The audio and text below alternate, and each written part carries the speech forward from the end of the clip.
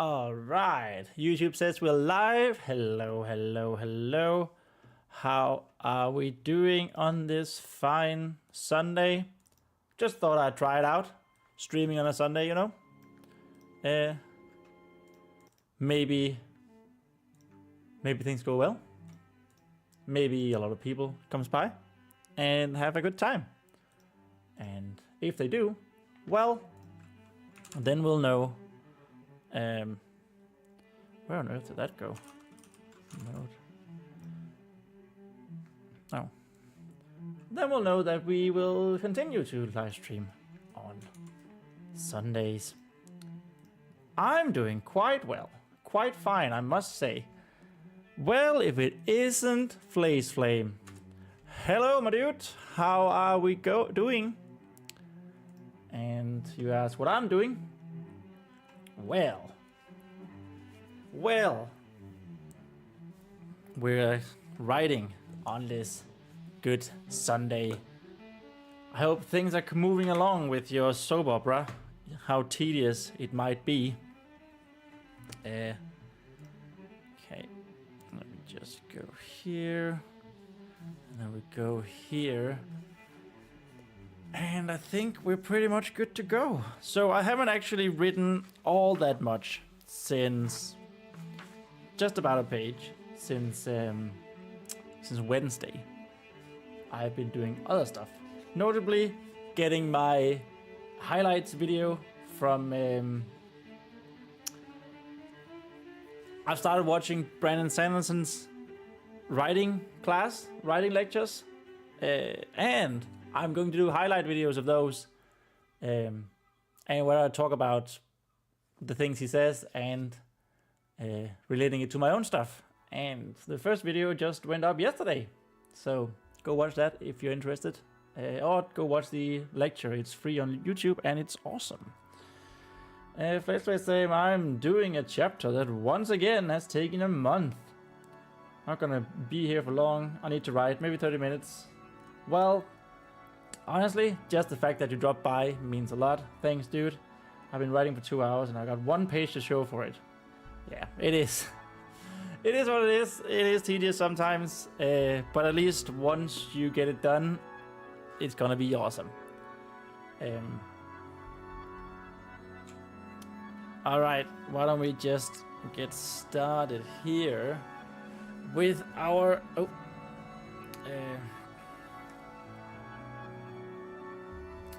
with our chapter 16. So of course we ended chapter 15 with good little Vespa dropping down into the well because she was denied entry to the temple, and she wanted to take things into her own hands, drop down into the cell, into the deep dungeons, where she found out that Squire Ronean was the villain. What? I know. Flazer says bloody editing is bloody brutal. It is indeed. Blood and Anchor, welcome to the chat, dude. I'm going to look forward to watching this on catch up as I can watch live, sadly.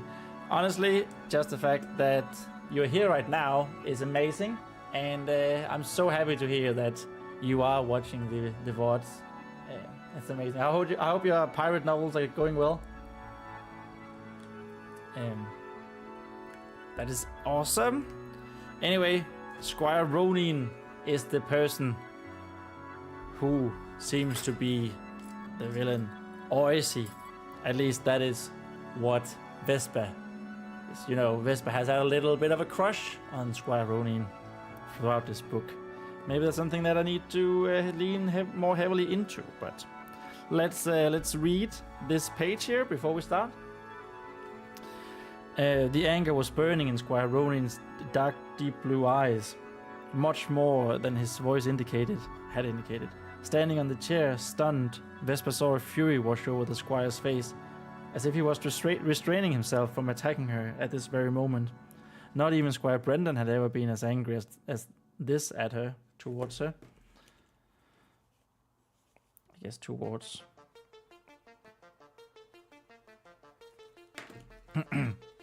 But what was Squire Ronean doing here?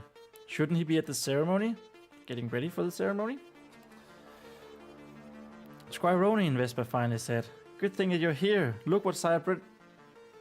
Angels take me. If you had done anything to the poison and have wasted months of preparation, Squire Ronean almost shouted as he took a step towards Vespa and Lemon. No order of this world can make me spare your patient... No order of this world can make me spare your pathetic, dull life. Oh, he mad. Vespa stopped herself just as she was about to talk, processing what the man in front of her had just said. I guess he's an old boy. He's not... I mean, I guess... I think he should be like 19, 20, something like that.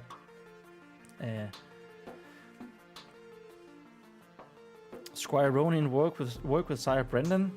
Then it must have been the two. There must have been the two she saw. The two of them.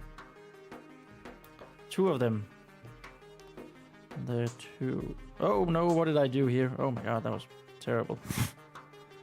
The two of them.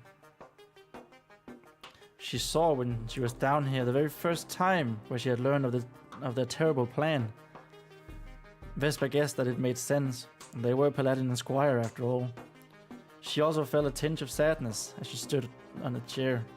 To think that Sire Brendan had corrupted such a beautiful and kind person as Squire Ronean.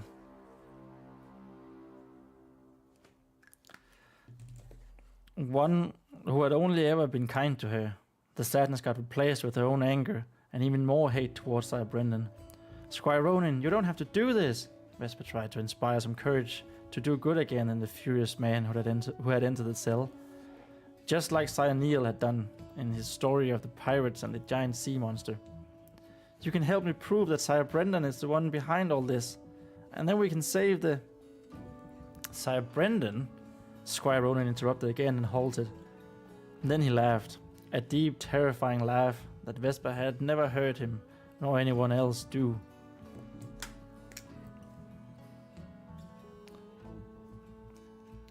When he finally stopped, the anger was gone from his face, replaced with with evil eyes and a complimenting smirk. I don't know if complimenting is the right word, but I've written it.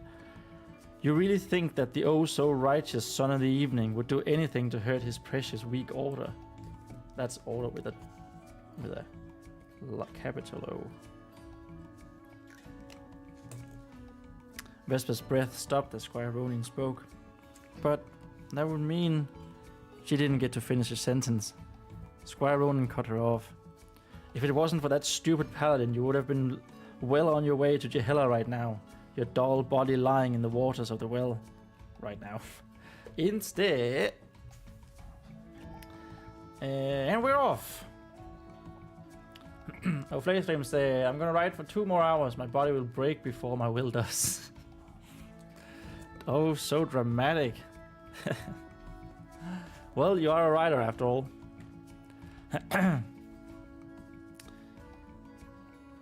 Lying in the waters of the well right now. Instead.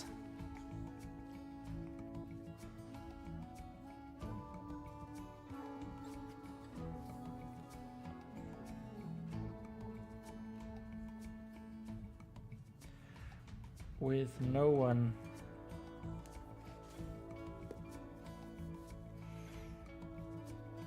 having a clue as to where you went.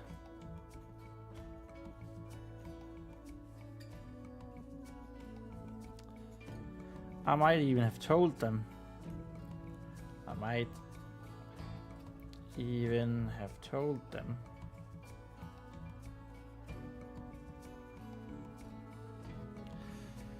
That I saw you run away.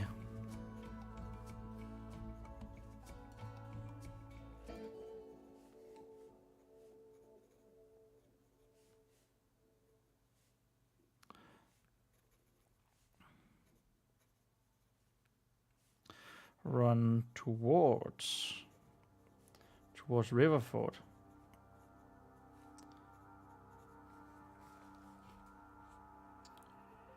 And that you wouldn't heed my calls. Meaning that you and that you wouldn't heed my calls. Heed my calls.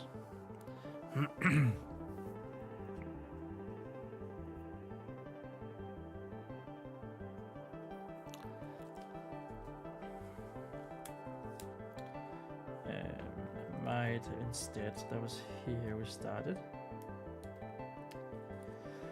So yeah, this is sort of the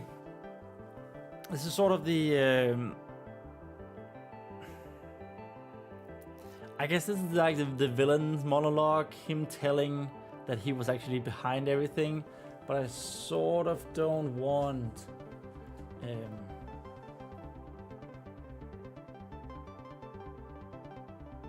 I sort of don't want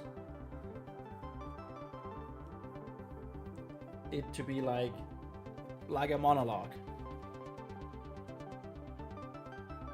I think this one is fairly natural, this progression.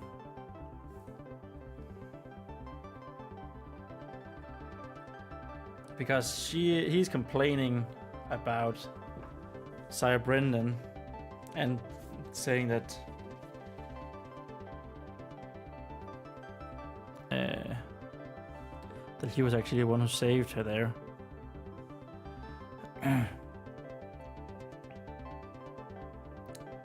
Also,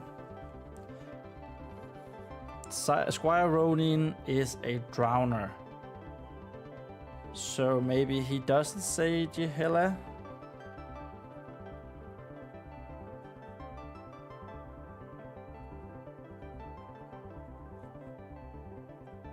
He's a drowner. Flame, the villain monologue. I wish I could do that, but anti-wars are usually about villains.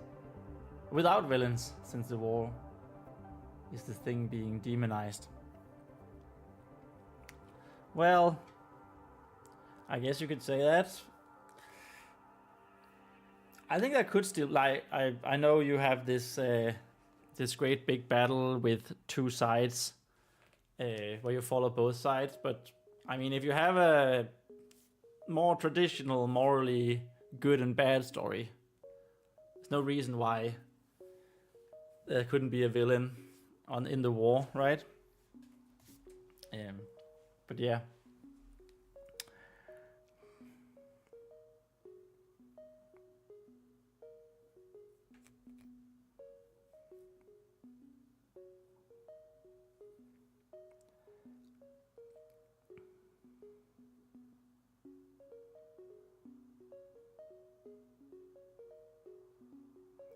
Also, I sort of want to convey Vespa feeling really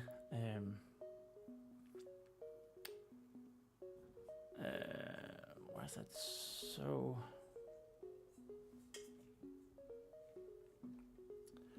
I want to convey some despair from Vespa, because this is a person that she was crushing on. It's like her first love, basically. And he turns out to be a villain. Horrible person.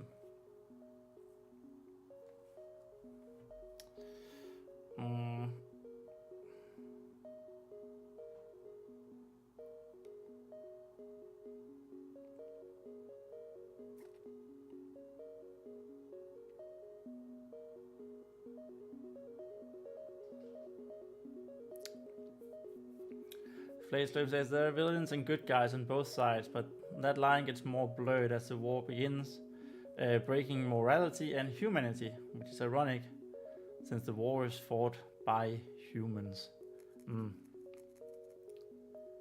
In a galaxy full of other threats, right? Yeah. Yeah, that's the thing, like, you don't have a one exact villain, right? So there can still be monologues, though, if you want. It's all up to you.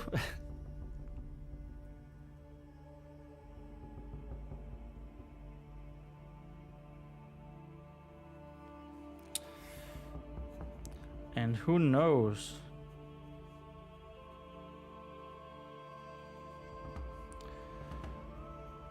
What could have happened? Could have happened.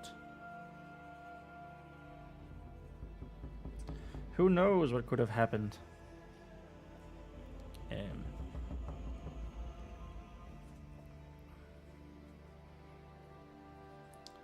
On such a dangerous road. Such a dangerous road in the middle of the night.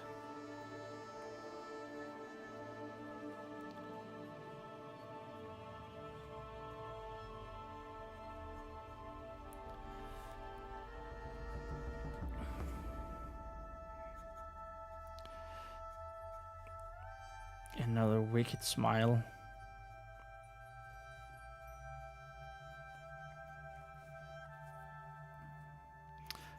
Oh, that felt like someone had punched Vespa in the gut. Felt like someone had punched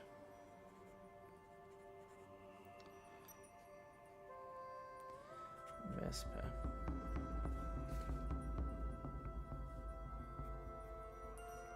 In the stomach.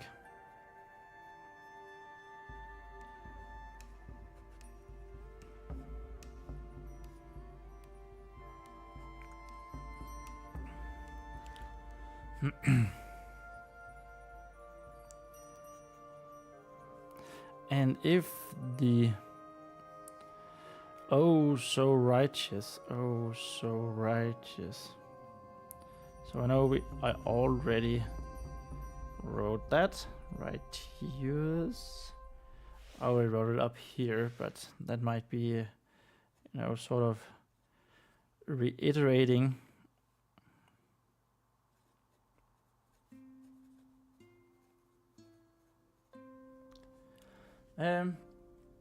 Flame said, I have an idea of a planet buster trying to bust a planet.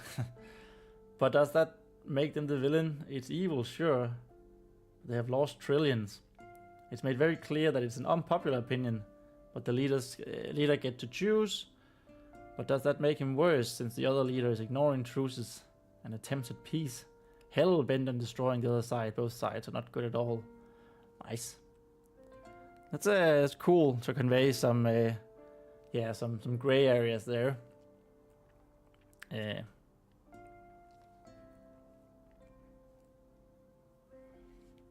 But that's the thing, like you say, is it evil? But could they have fought in another way without busting a planet? But yeah, interesting. Is that one of the chapters? Is that the chapter that you're working on now, or is it another place in the story? And if the oh so righteous Sire Brinton hadn't tossed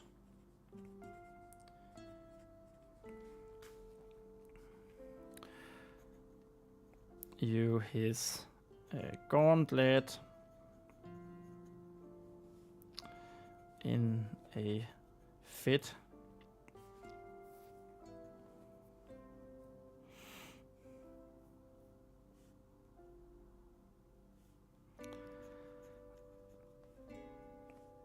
that perfect stone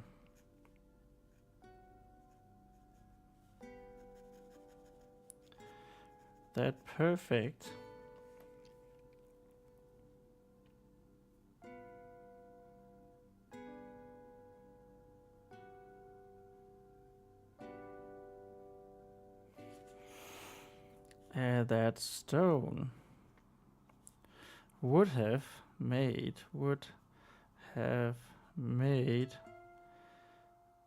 a perfect little squished doll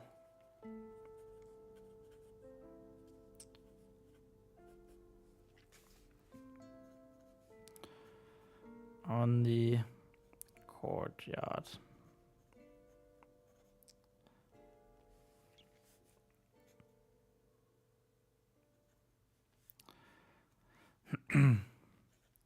Squire Ronean.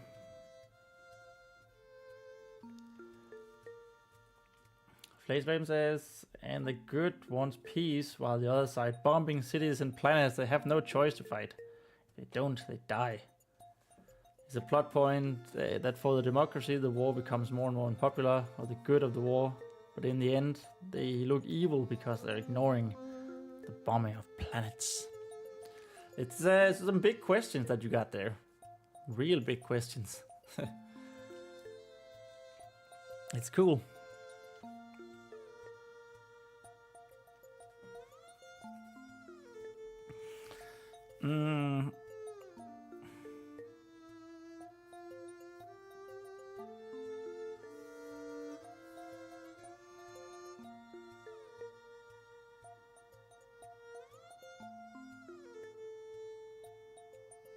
What does Squire Ronean do there? He says, he goes.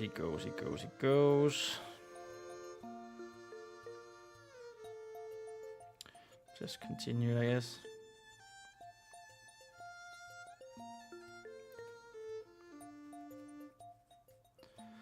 Slowly shaking his head in annoyance.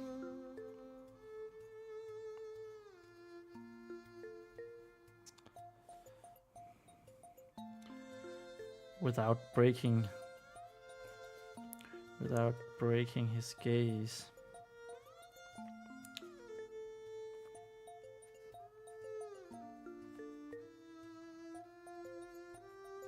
It's Vespa.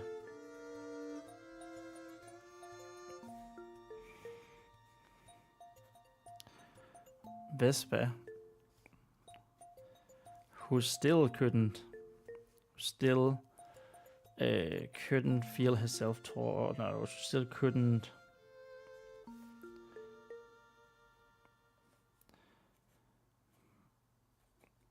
get anything.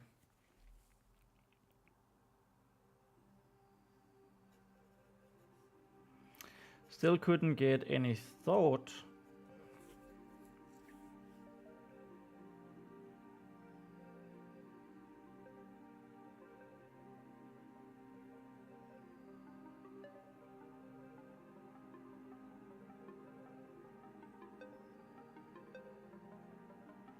Couldn't seem to get any two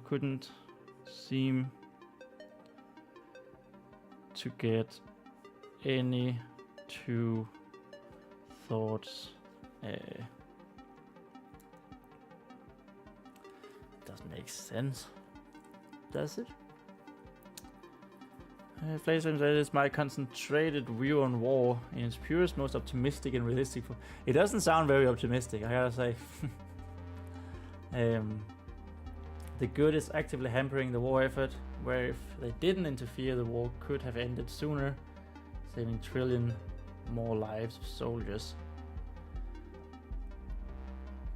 A trillion, that's also a goddamn a lot of people.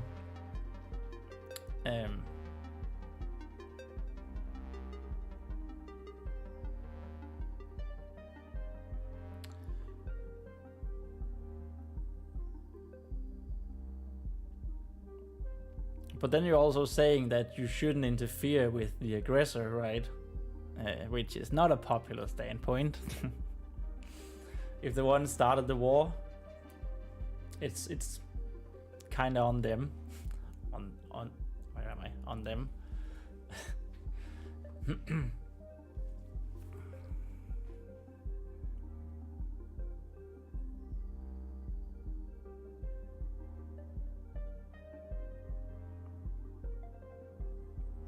What on earth am I writing here? Who still couldn't seem to get any two thoughts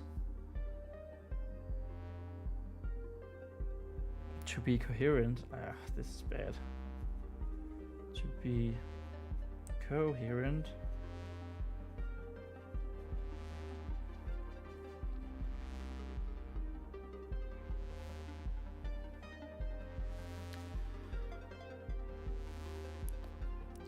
felt her heart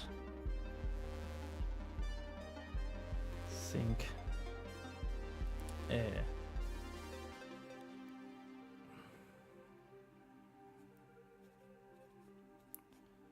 As she realized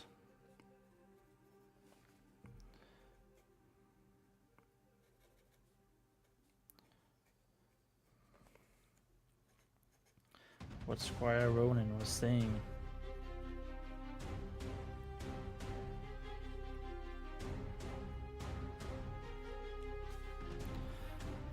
How could he, of all people,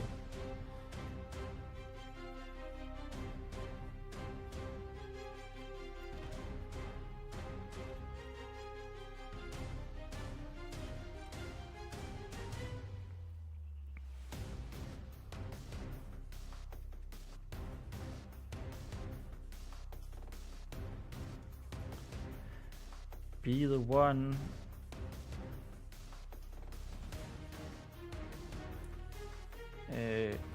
who seemed the kindest? Seemed the kindest to her.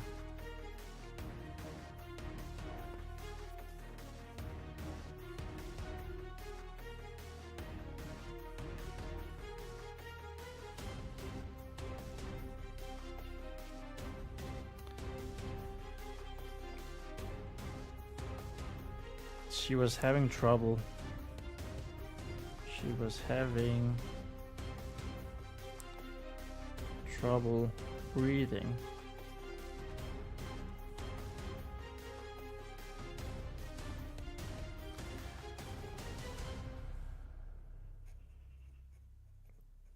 Tears beginning to fill up her eyes. Beginning to fill up her eyes.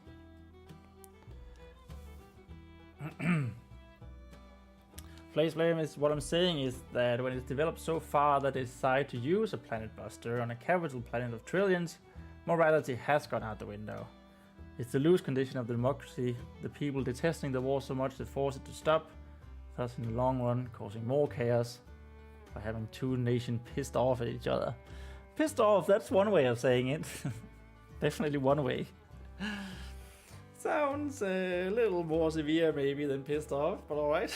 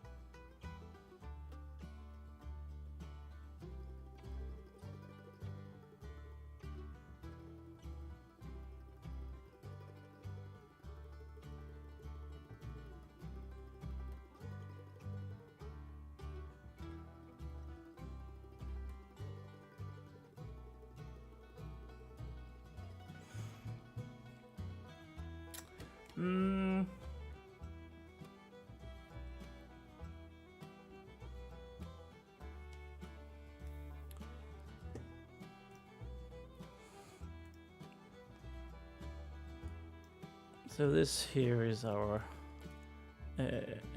main plot. Mix of feelings, rushes Vespa. Ronean attacks Vespa and Lemon before she can think of anything. They fight. Vespa tries to get away. Lemon gets deadly injured trying to defend Vespa.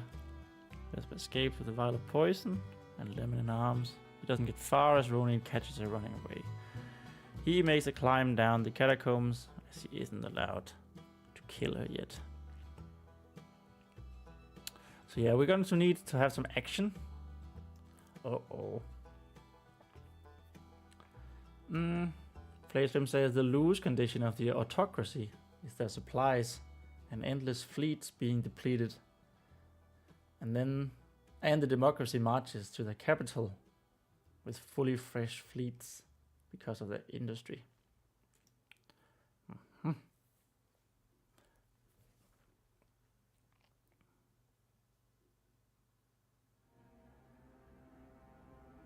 So yeah, you have an autocracy and a democracy up against each other. That's the sort of the basic idea, and each of them has a loose condition for the war that they of course want to avoid. All right.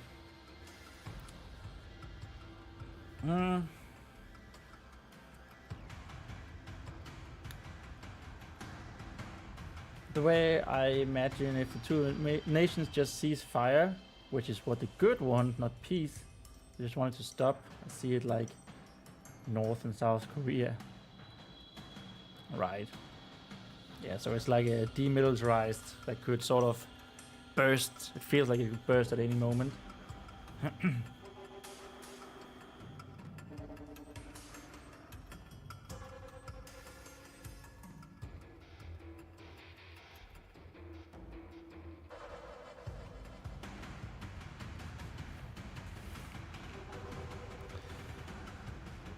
You.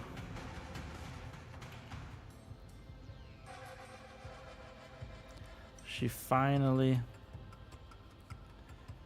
managed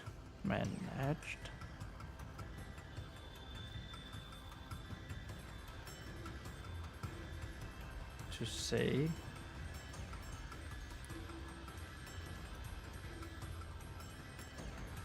how could you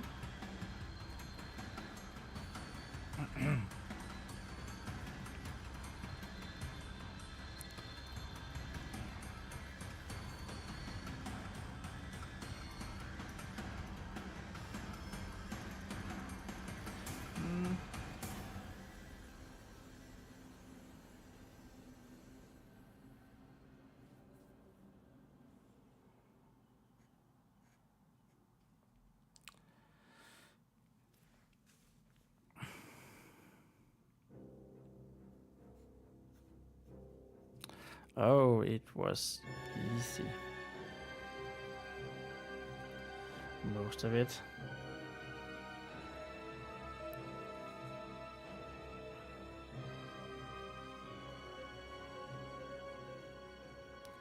Squire Ronean.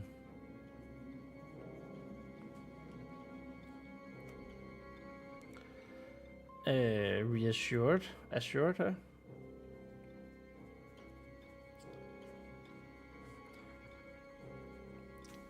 With a confidence, with a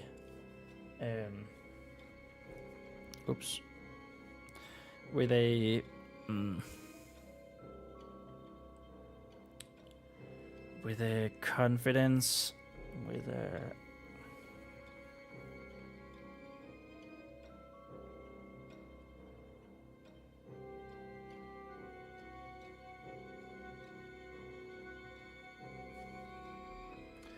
assured her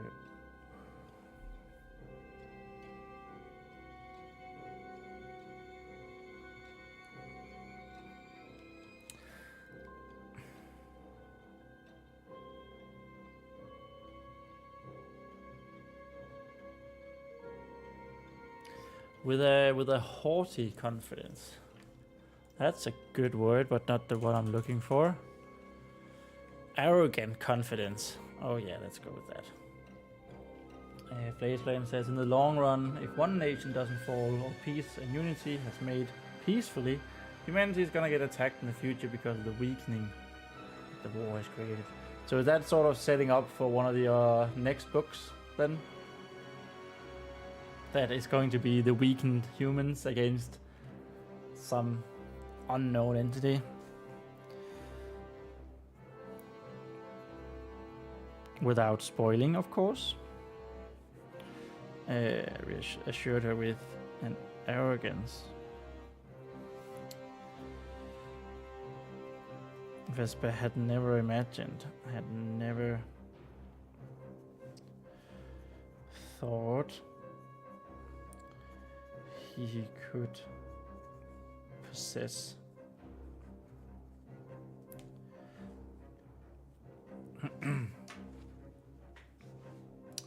Platum says, depends on the ending. There are bigger threats in the galaxy. Humanity is just one. Okay, so you don't actually. I thought you mentioned that you had like multiple books in mind, but you haven't settled on an entire story arc or what? Just sort of discovering it as you write.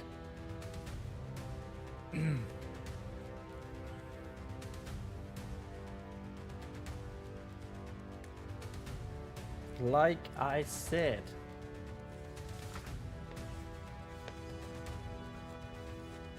That was page 224. We move on to 225. Whoop whoop. Hype. New page hype. Like I said.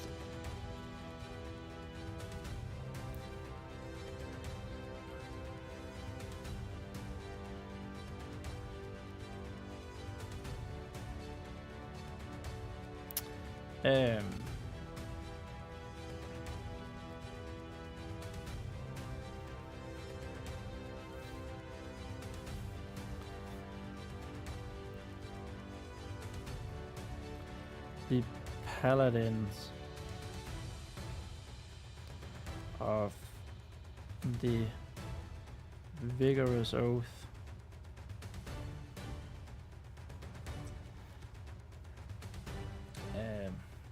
are weak.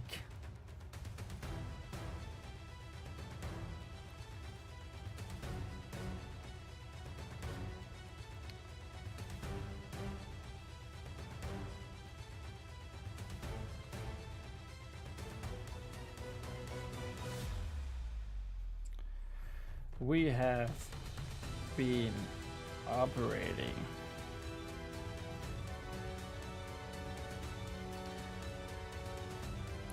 right underneath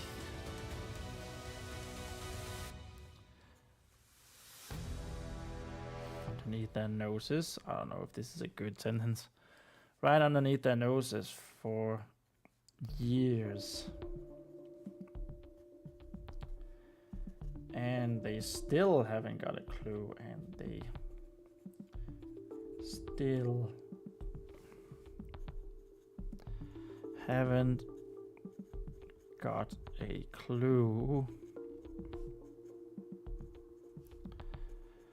as to what is about to hit them, to what is about to hit them.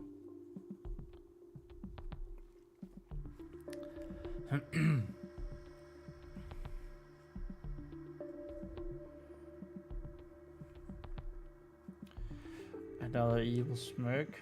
Another evil smirk.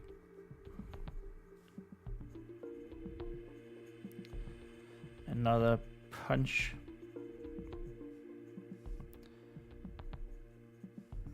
Another feeling of a punch.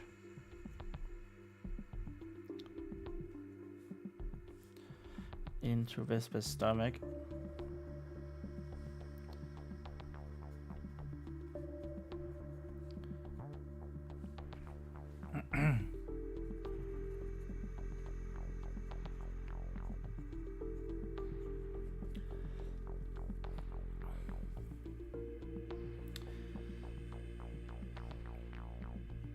Should probably have a paragraph here. Flayslim says, if humanity unites, the war is described as huge in scale, even in the galaxy. So if humanity is capable of that when united, it is a real threat of power of the galaxy. It's gonna cost the recovering humanity, whether united, divided, or in peace, to have many more enemies. Well, it's nice setting up a promise for the reader that the story isn't over yet. It's cool. It's good thinking.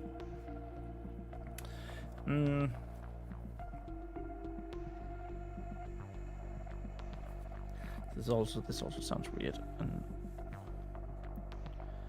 Weird phrasing.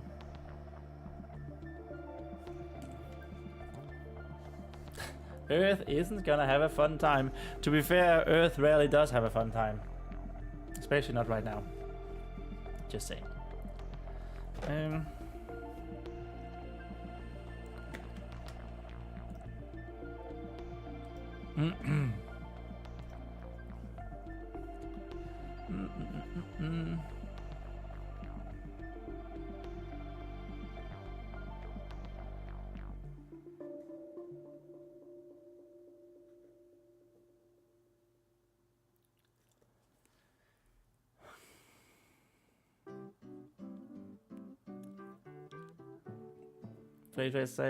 Flays Flame says, I'm just gonna say that it's probably the only way to aggregate a very anti-war humanity after the bloodbath of reunification.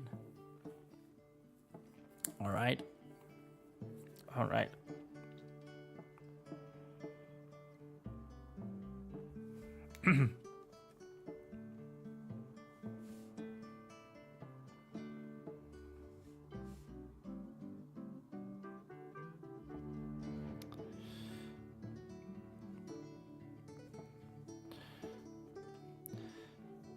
If we're being honest,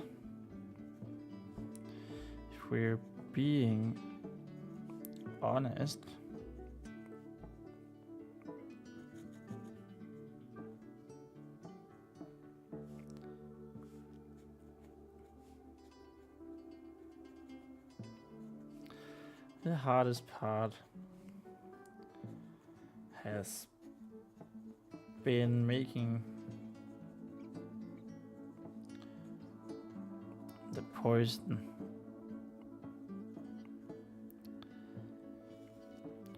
Twilight's Bell, it's difficult to come by. Twilight's Bell is difficult to come by. Especially if you need to steal it. Especially if you need to steal it.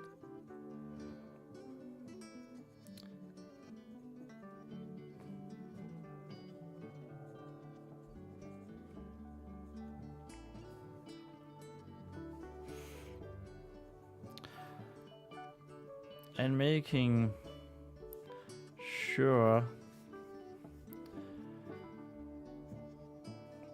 to use the correct amount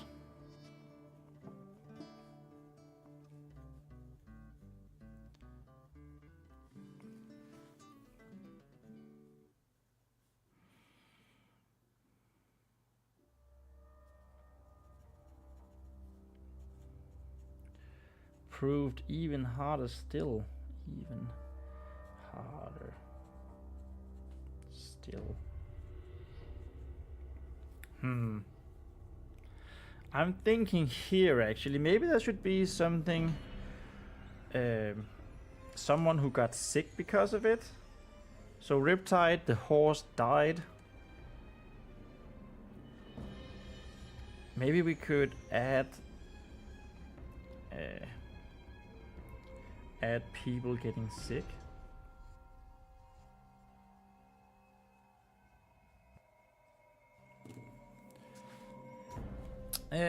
Plays says, anyway, see you streamer, thanks for hearing out my space opera. In 100 years, I'll send you that sequel with how medicine is progressing. We should be fine.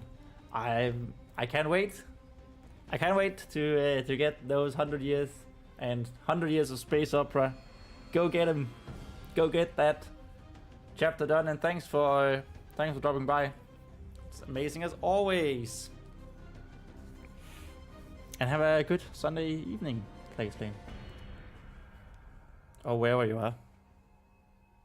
I guess just Sunday.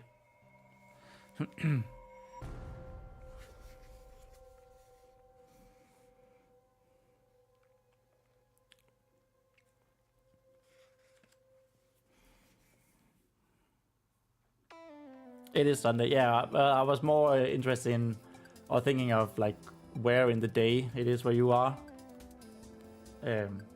Here in Central Europe, it's evening.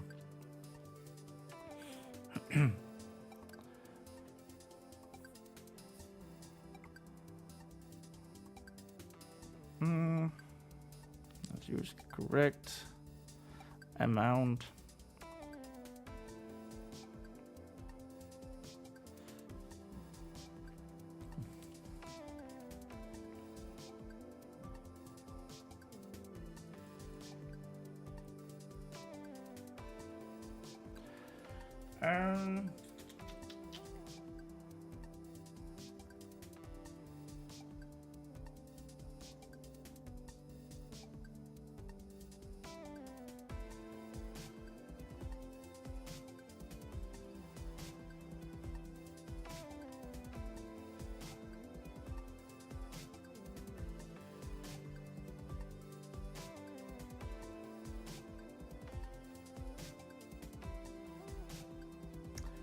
Um, oh, what is that called? Is it the Judgment Day? Day of Judgment? It is... see, human religion. Pillars, rituals. Doomsday, Day of Judgment. Crumble to reveal the hell city of eternal torment underneath. The 5 pillars will rise from the ground as a height to determine blah blah blah. Oh, but he doesn't. Oh, he doesn't believe in that though. He's not supposed to believe in that, at least.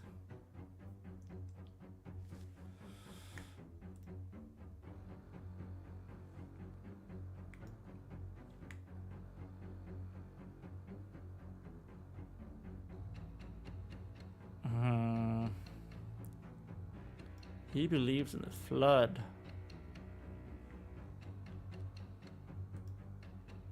So he can say never from here to the flood.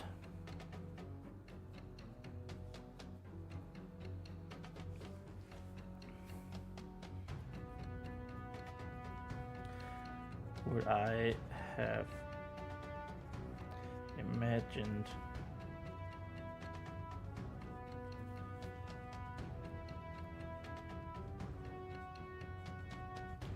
so little could take out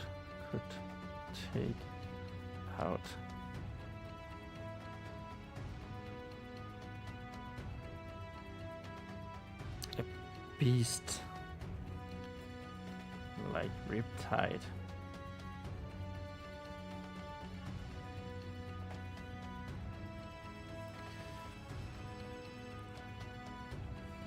Riptide.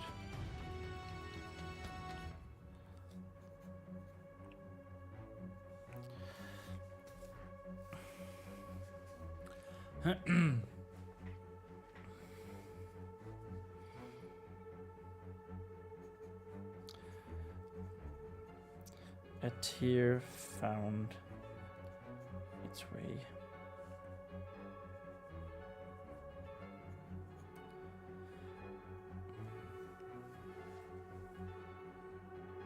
That's supposed to be an S.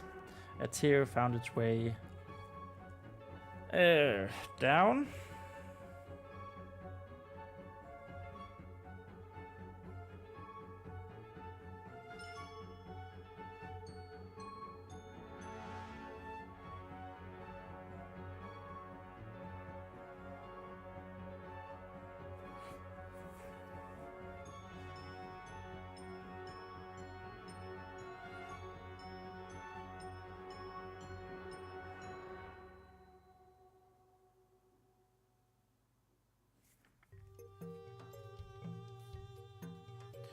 Down Vespa's cheek.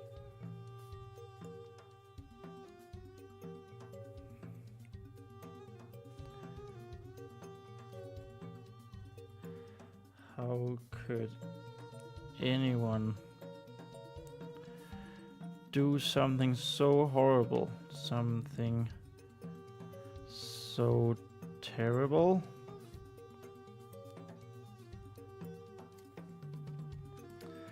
To such a sweet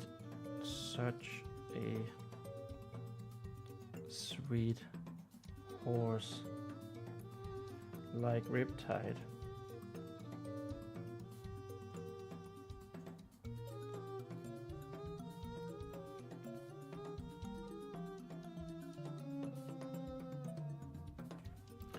Who was this man?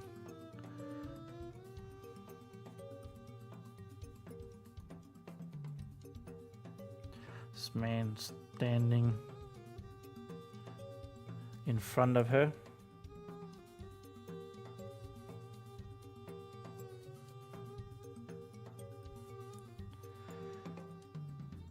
Vespa felt like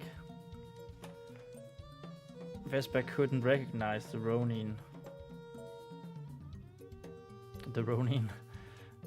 Vespa couldn't recognize Ronean. No. Couldn't recognize anything she couldn't recognize anything she knew. Recognize anything that she knew or thought she knew.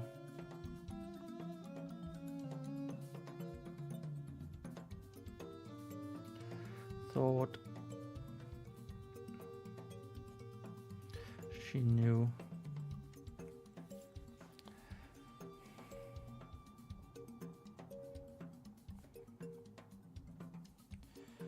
In Squire Ronean's eyes. Squire Ronean. Eyes. Deep blue eyes. Deep blue.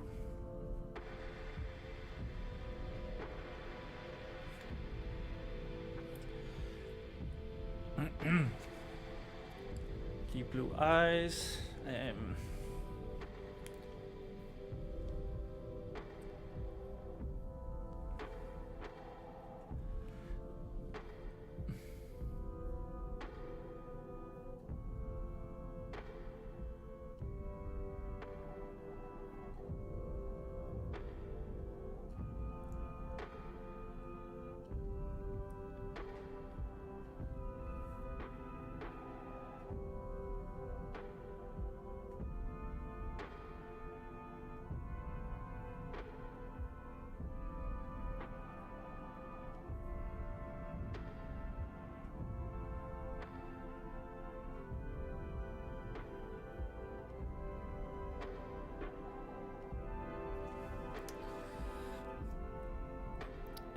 And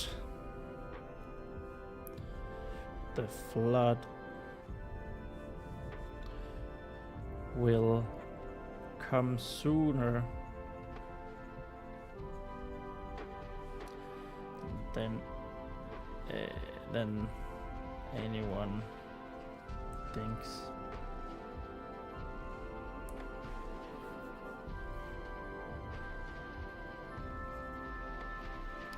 Then this wretched order,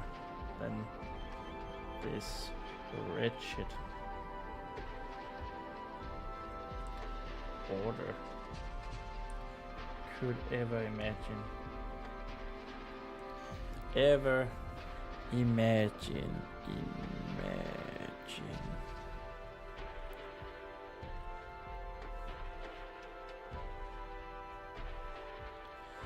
I'll personally make sure of that.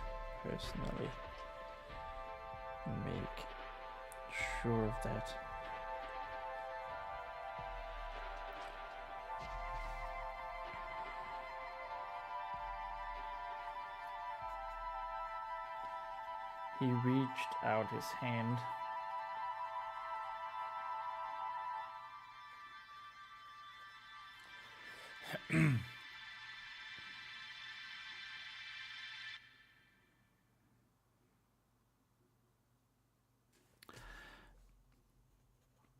And gestured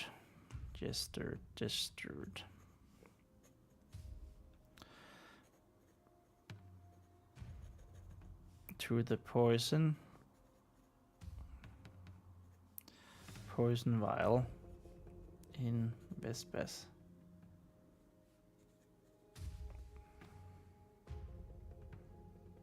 That Vespa held.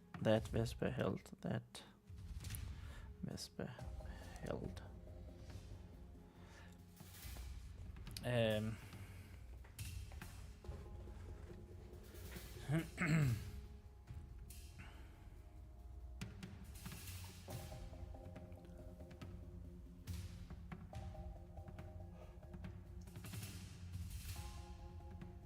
oh, wow, okay. Okay, so apparently I'm quite tired. Who knew?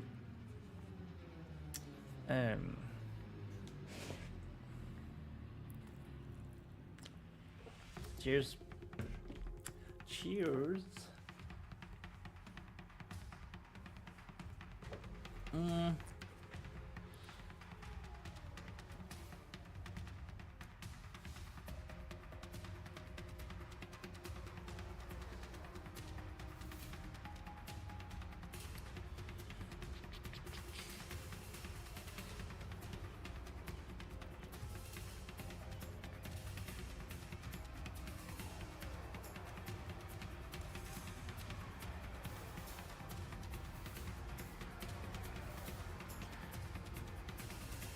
Be a good doll. And hand it over.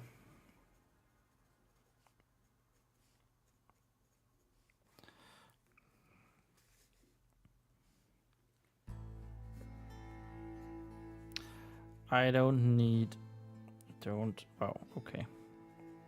I don't need any of your foolishness.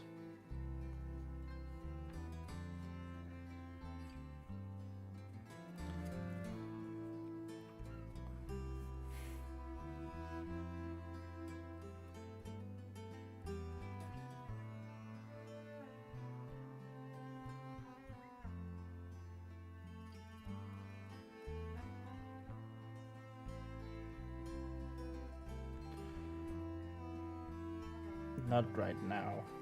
Not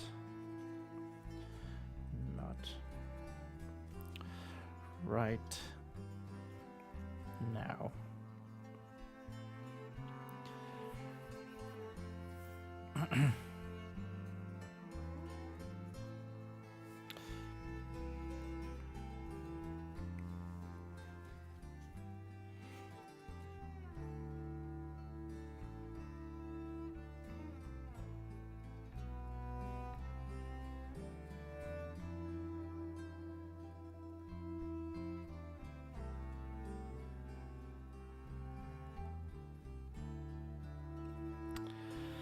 I'm kind of thinking how I want this to go.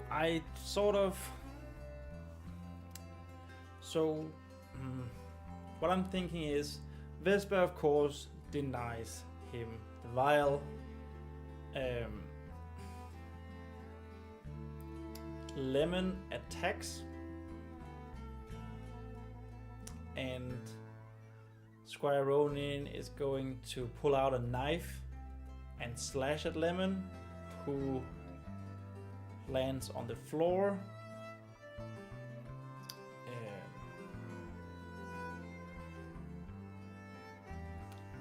Then I think I want him to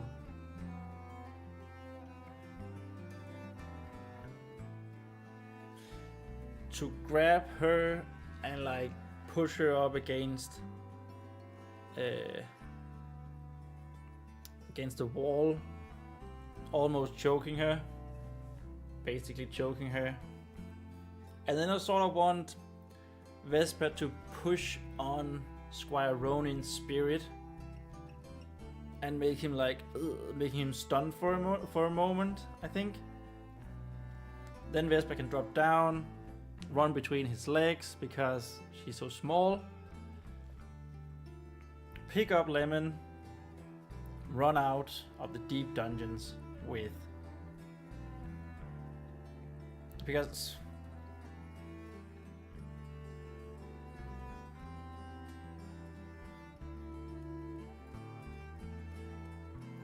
I don't know if there should be more fighting. I quite like that Vespa isn't immediately ready to fight. Like, she's so stunned, she's heartbroken.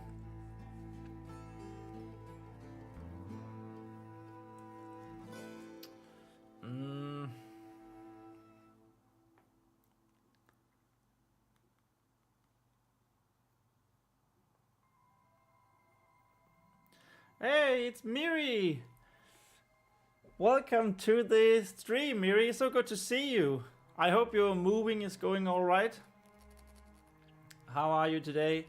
I'm doing fine, thank you very much. It's actually going quite well. We are at pace with our writing, so that's good. I'm just sort of thinking, because this is an action sequence, which I feel so terribly bad at. How are you doing? Just got home from work? I can imagine you're quite beat then.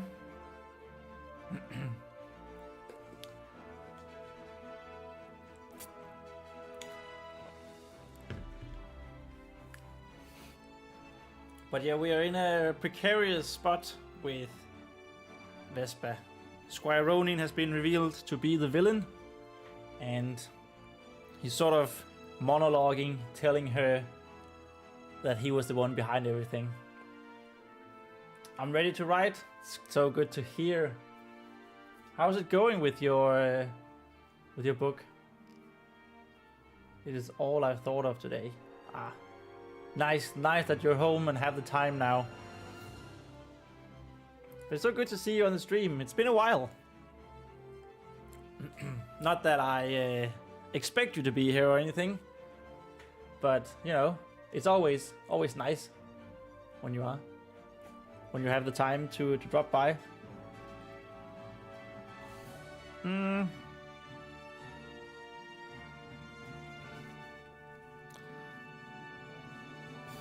looked at the vial. Oh my god, that looked terrible. Looked at the vial.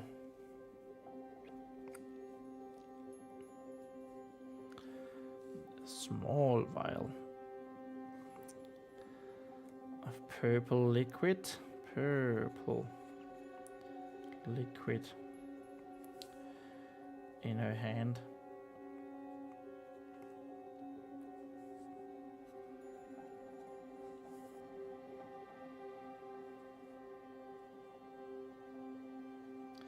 Even though it felt like forever, even though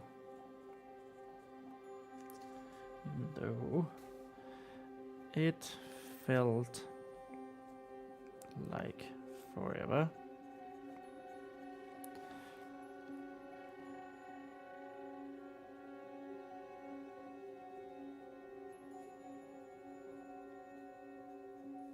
No real thought.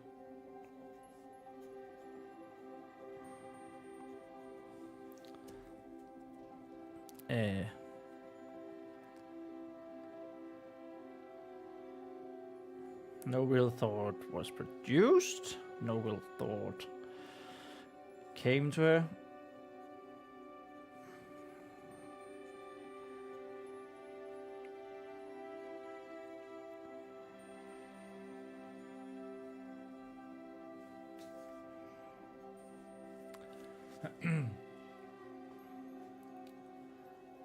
Miri says, it is good the move gave me a bit of a setback. I'm always so sad when I miss a live from you. Oh, that's so sweet. But yeah, moving, just, it takes so much energy. And it takes so long. So I totally get you, where you're coming from.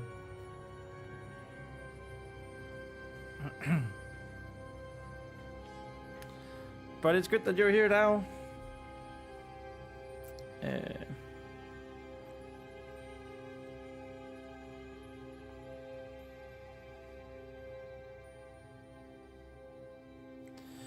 I said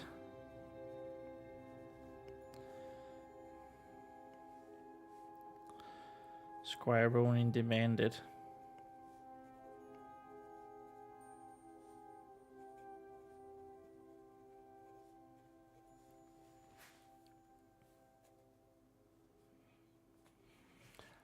Is his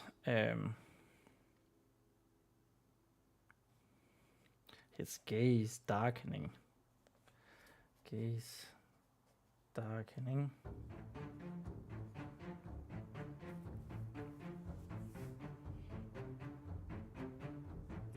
in tandem with another gesture for her to tandem with another gesture.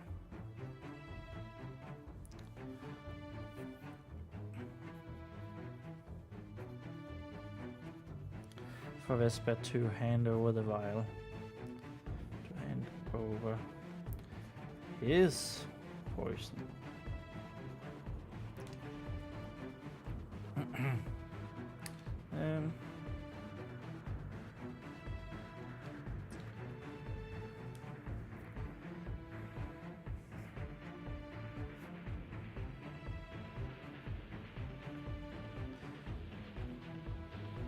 Give me that vial.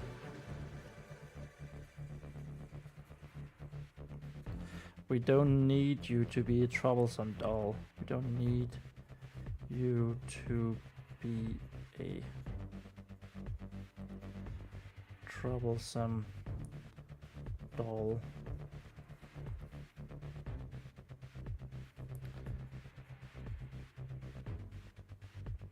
Like you usually are. I don't know if that makes a whole lot of sense, like you usually are.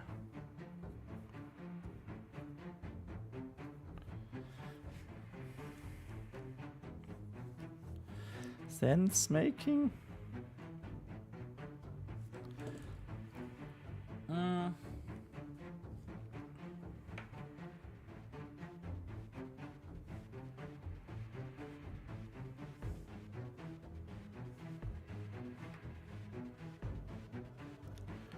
Everything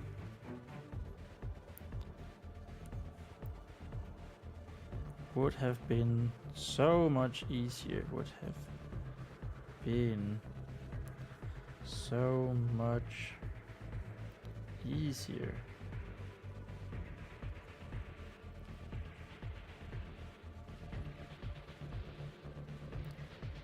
If I would have been allowed to kill you, if I would just have been allowed, just have been allowed to kill you.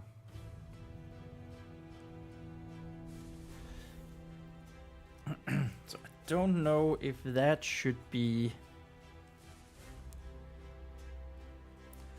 revealed now or later, as he sends her down into the catacombs. Reveal now or later.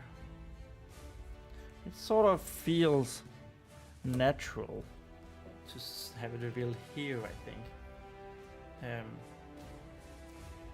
But I don't know.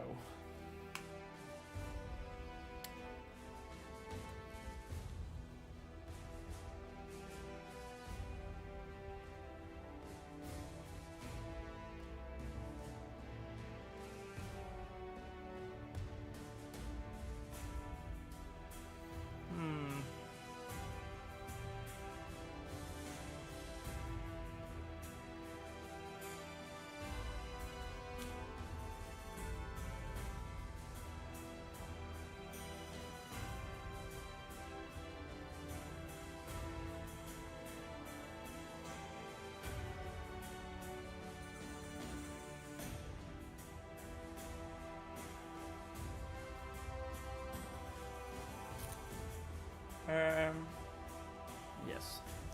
Well, it's alright. It's alright for now, at least.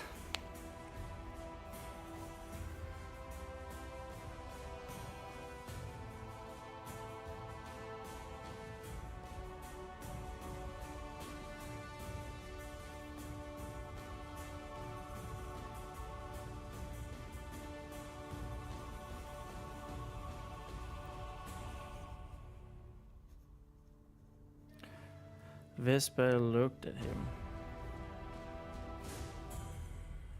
Looked back at him. Back at him. Her head slowly moving from side to side. Her head slowly moving from side to side.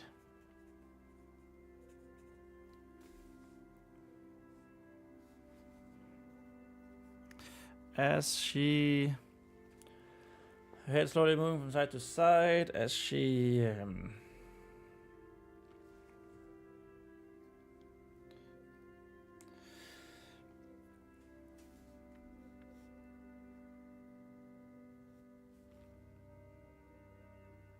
as she held the vial tighter to her body, while tighter to her body.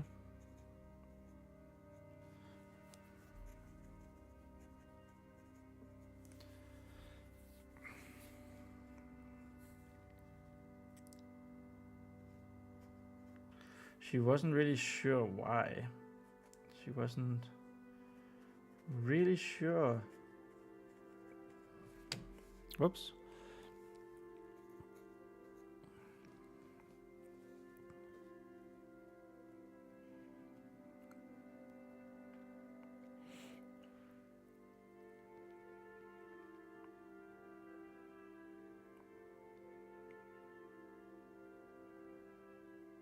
She wasn't really sure why,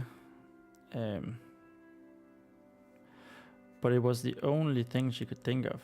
It was the only move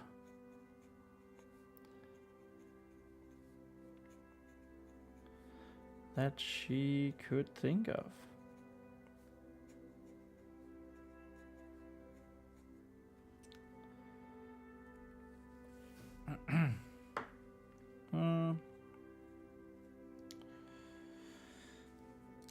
Think of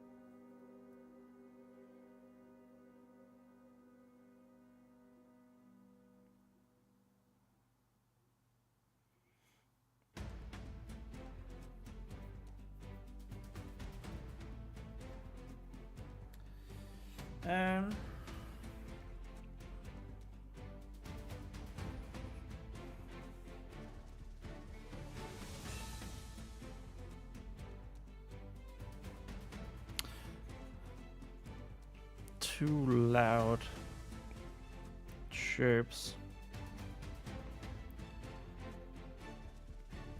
came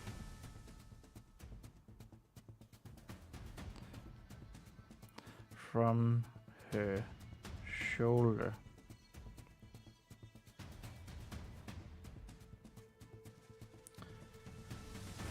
At least Lemon had the courage to loudly stand up, courage to loudly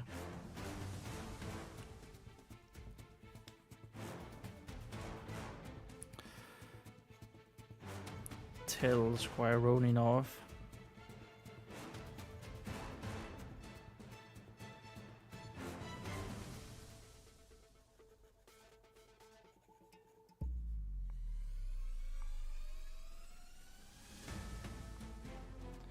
That's supposed to be an F, not an E. Off.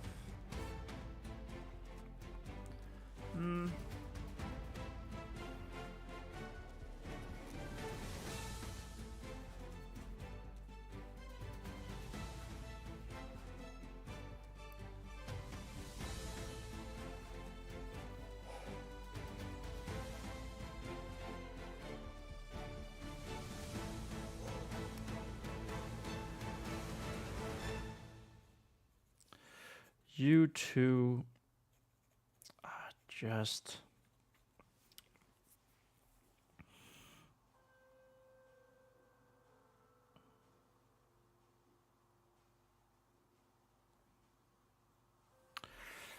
two sides of the same coin, It would be nice to have like a saying here, I think.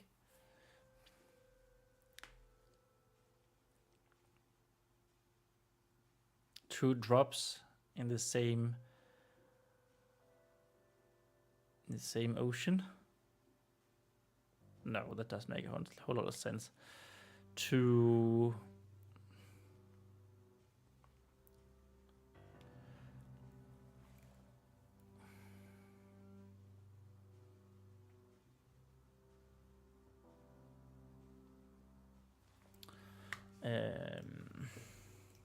it's a Danish saying. Ellen. Be birds of a feather. Huh. Maybe we could use that. Two feathers of the same bird. Two peas in the same pod. That's just two sides of the same. Two sides of the same coin.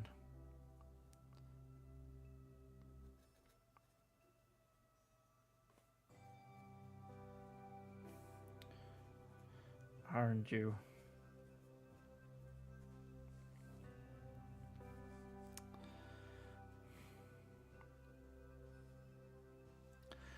Squire Ronean shook his head. Squire Ronean.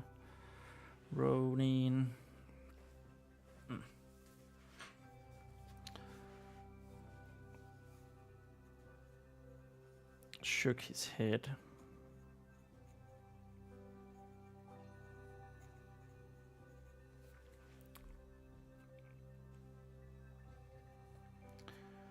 Though it was unclear if it was of annoyance or disappointment.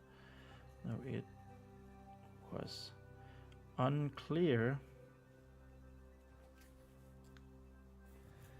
if it was from annoyance or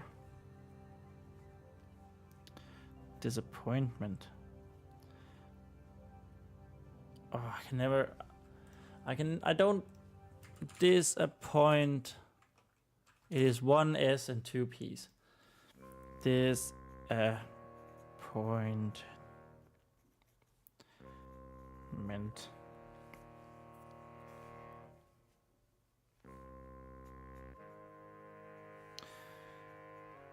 His voice indicated anger.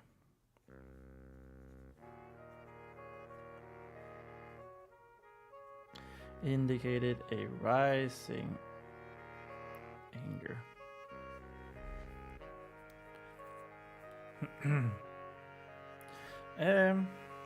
Two sides of the same coin.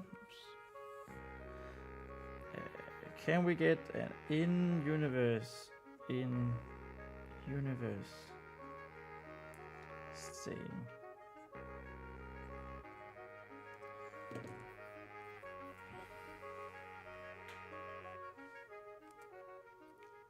Should probably be an equilibrium saying, and not a teachings of the five pillars saying. Given how Ronean has shown to be a drowner.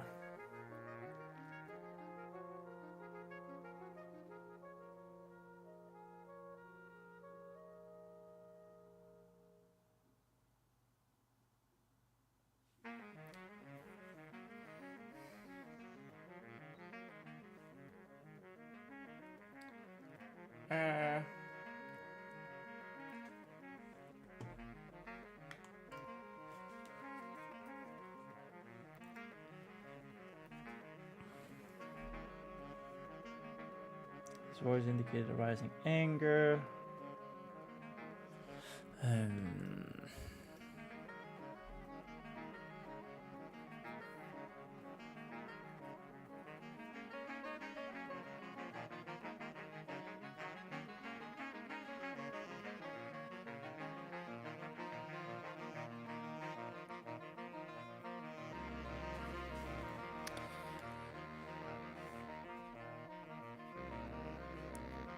as he took another step towards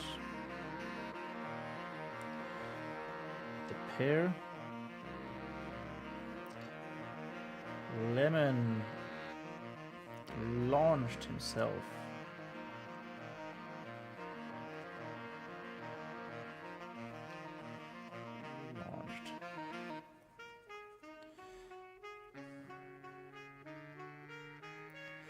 Oh my god. Come on! Launched. There we go. Launched himself.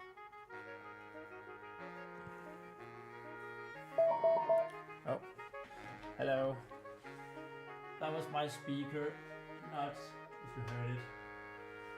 Someone isn't calling me, it's just my stupid speaker needing stupid power. And launched himself.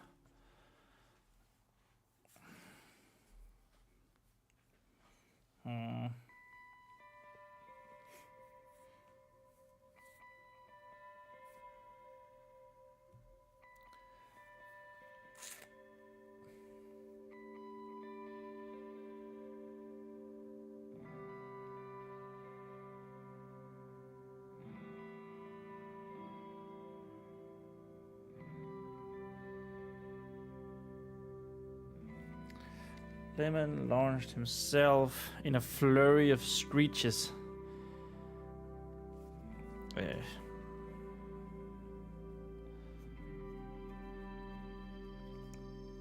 Towards the blue-cloaked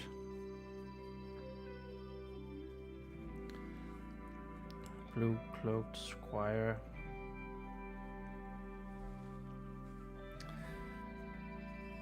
In a flurry of screeches.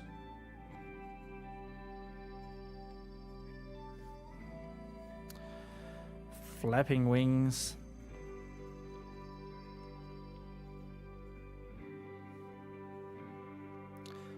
Flapping bright yellow wings. Bright yellow wings.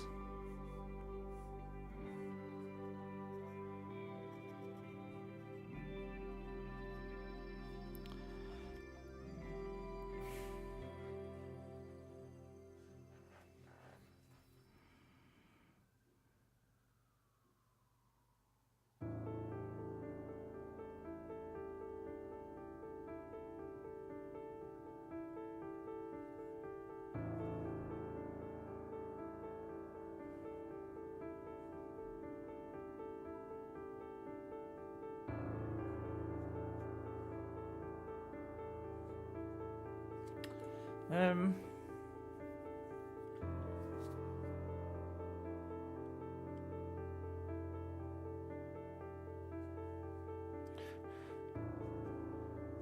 raised claws, raised little claws.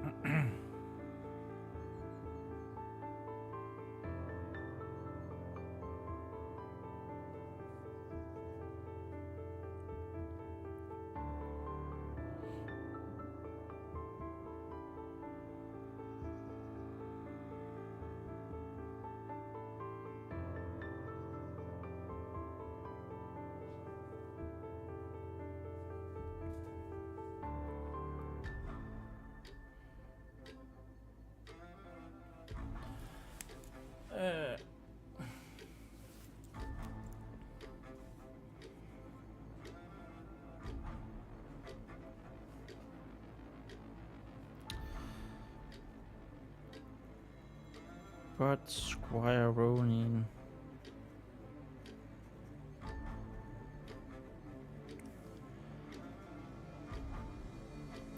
didn't even flinch at the attack.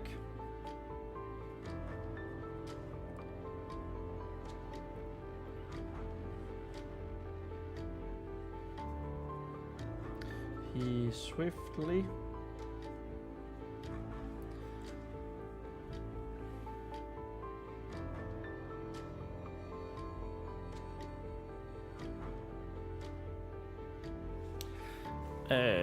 pulled his cloak to the side, pulled his cloak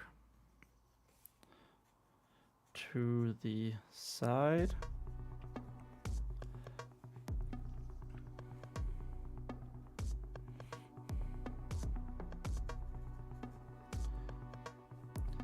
and in one, actually I want to use swift here, and in one swift motion,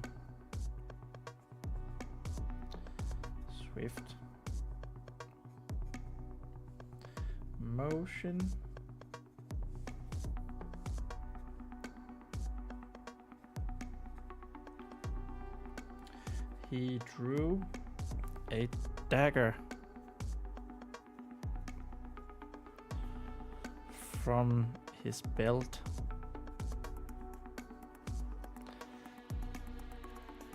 and slashed Lemon out of the air. Ooh, that was page 125. Things are heating up as we move to page, oh, this is 225. 226.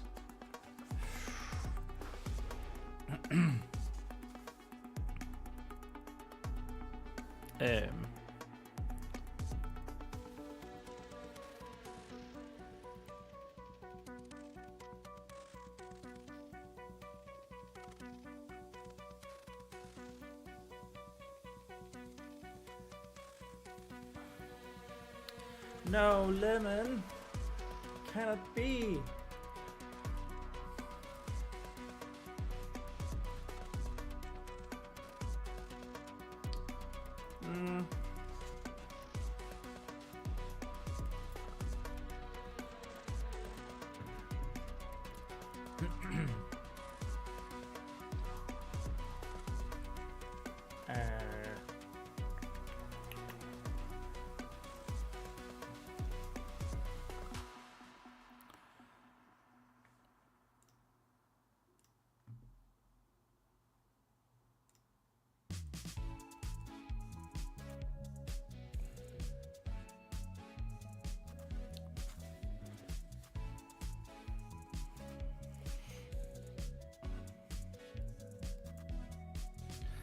Lemon dropped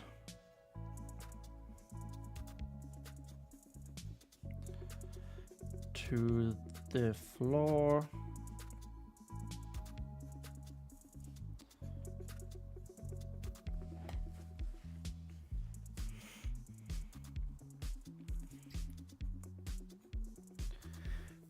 With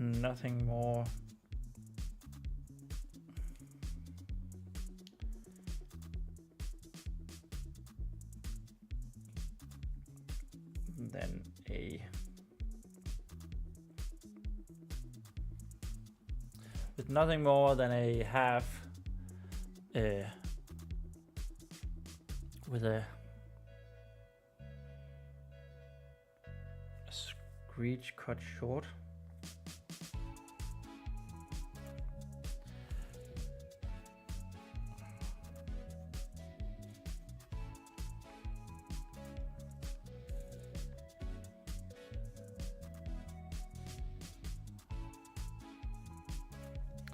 Oh, that makes a whole lot of sense. Nothing more sense.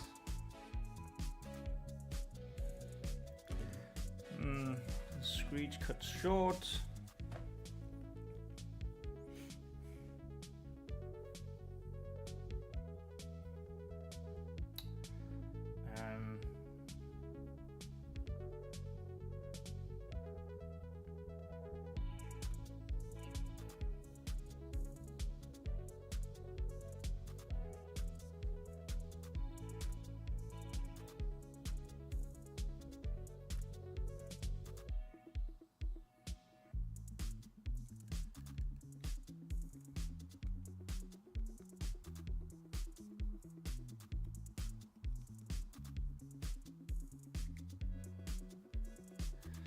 Nothing more than a screech cut short.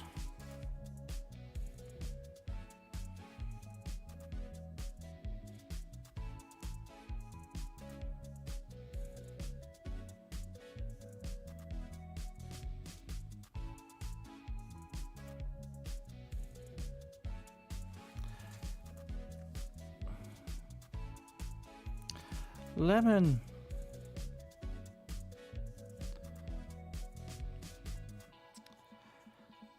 Vespa finally found herself. Finally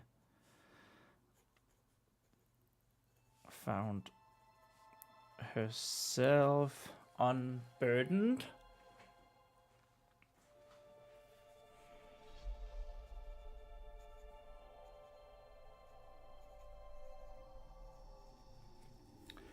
Unburdened by the oppressive.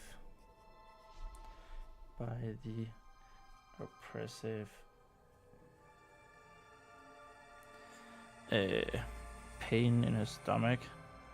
Pains of her stomach and chest.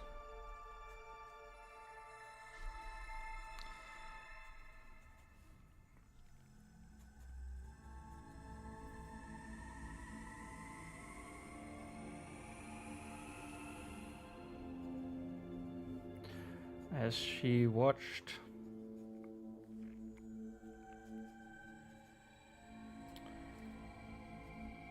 her friend fall lifeless to the floor, to the black stone. No.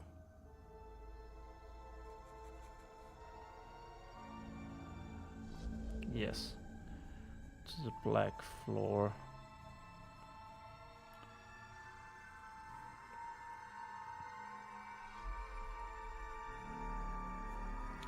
Right in front of Ronean, right in front of the Squire.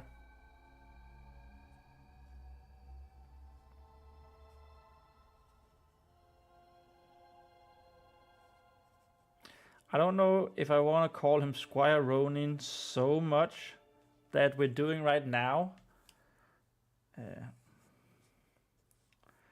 It's quite a lot to call him Squire Ronean all the time. I know it's his title, and it's sort of, it's meant to convey that there's a hierarchy, right?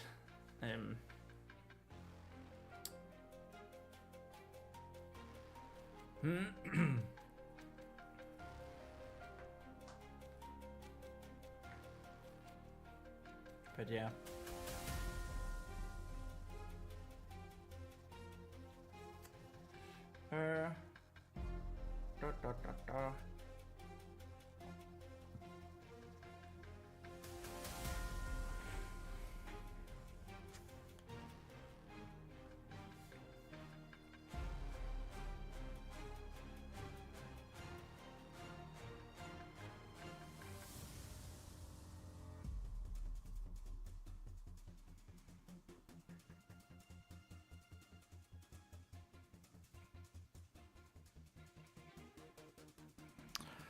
A whole different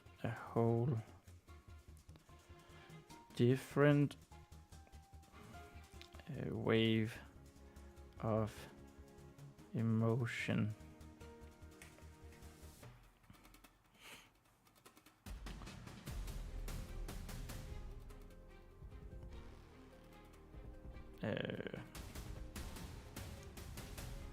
Crashed into her.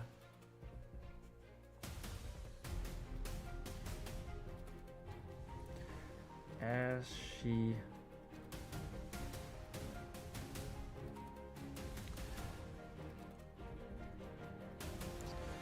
jumped down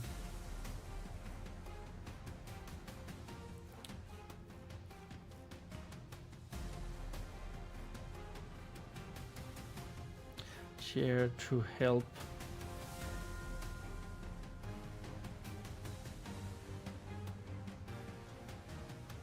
her brave companion.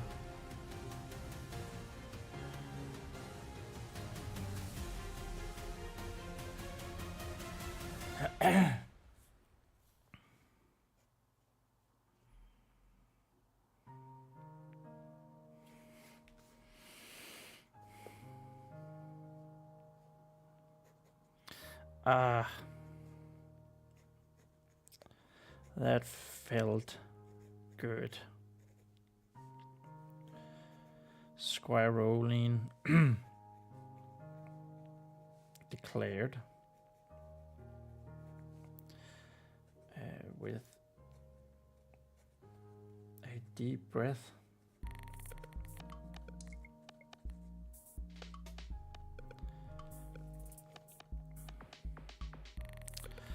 Oh, how long, I've been wanting to do that. I've been wanting to do that.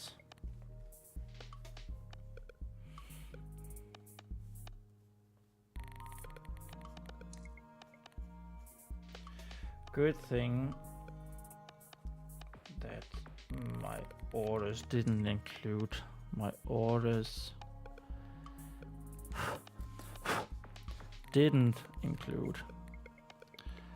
didn't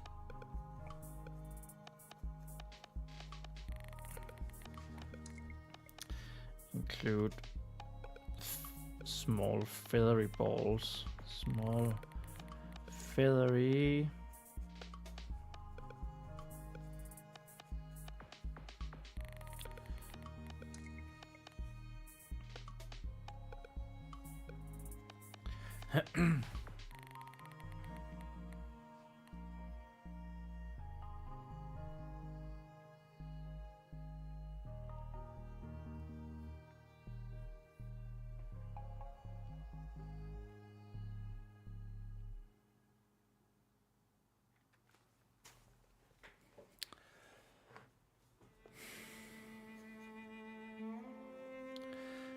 his triumphant? No. His beak was cut short.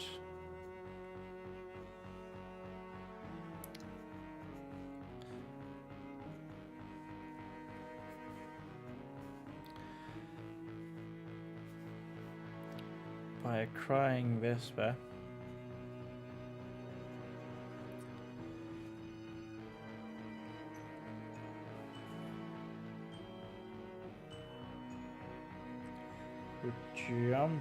Jump pushed. Damn it.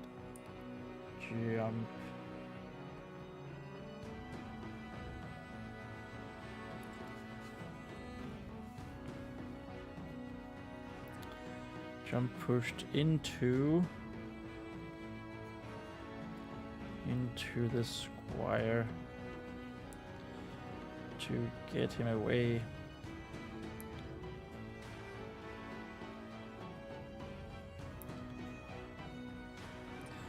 From her fallen ally.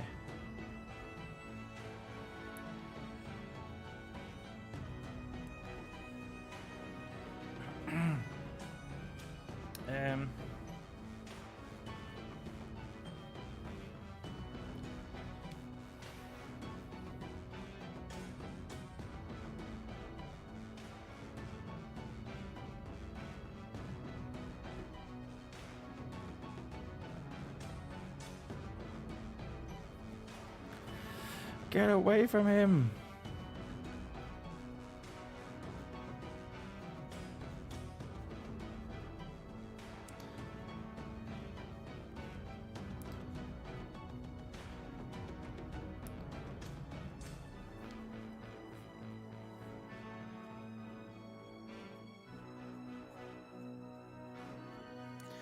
Vespa shouted.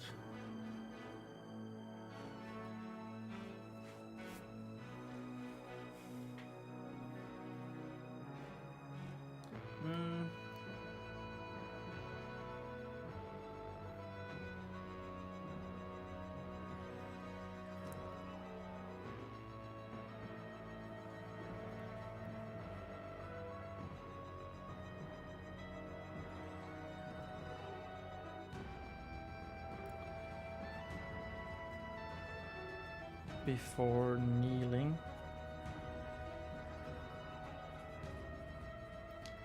Kneeling down.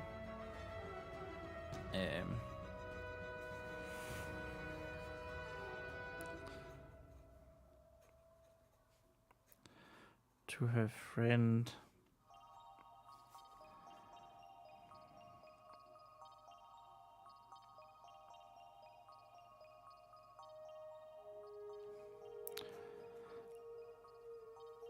Lying on his back with wings.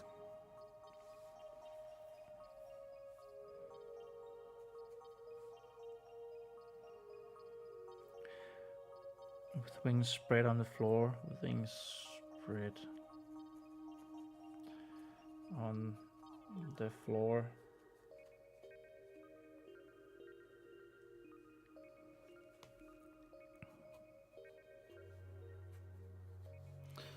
Two low tweets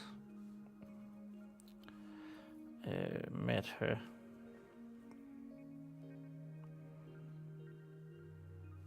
Met her shaking hands.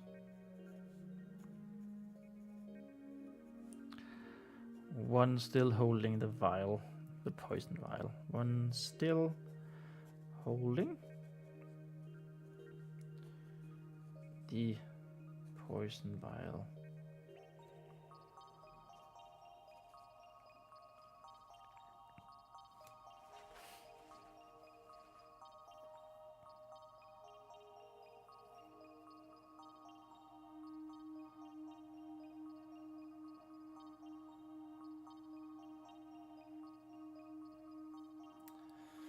What's that sound when you say like, ah?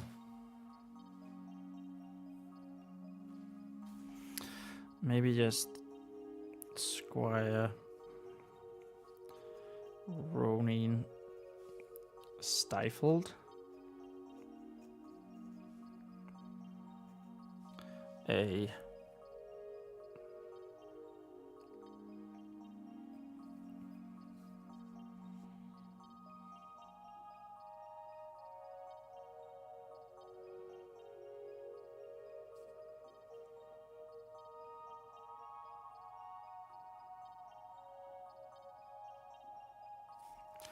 stifled pain between gritted teeth.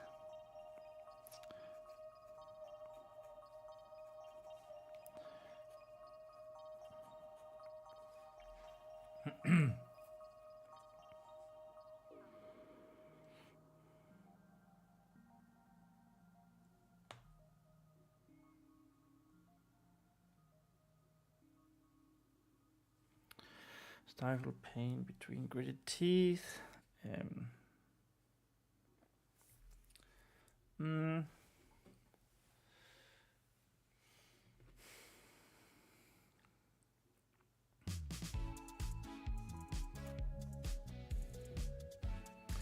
Look what you did.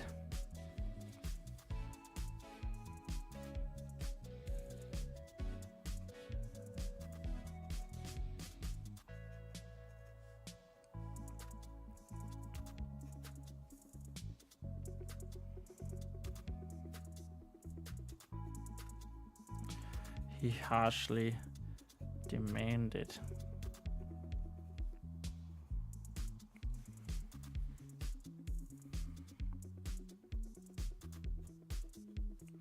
He harshly demanded for Vespa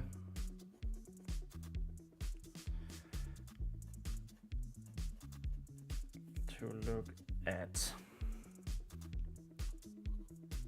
a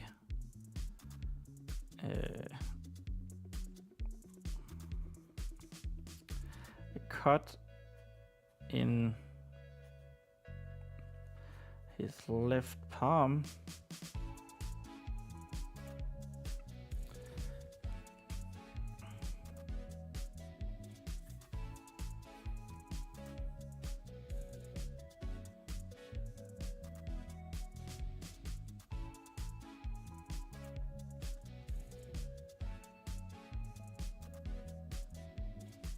actually in his right palm. So he's dropped the knife.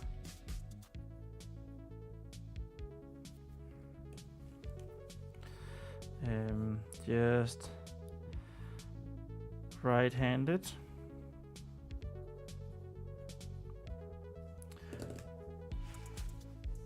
I don't remember if that's something that has even been relevant for him.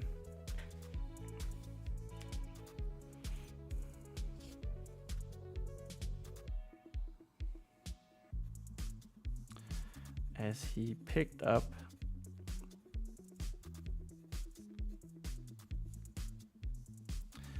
the knife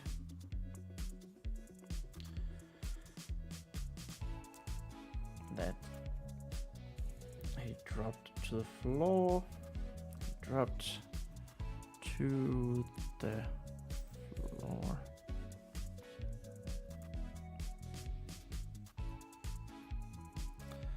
I had forgotten how strong you were. How strong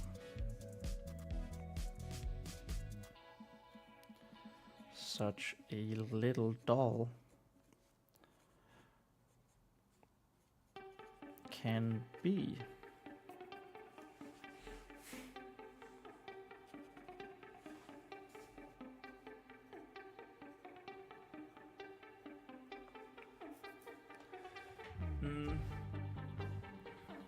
Hey, I think either it's this line here.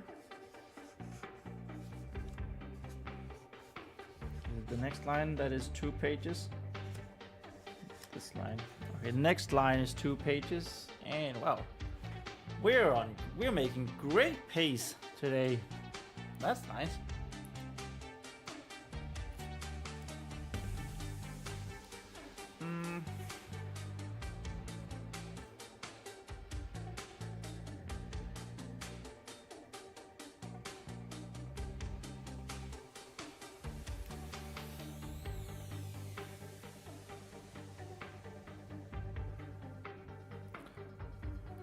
I said, look at it.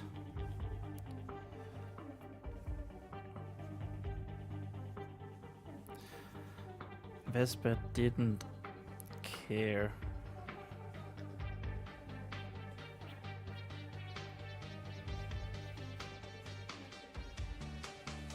Didn't care to look.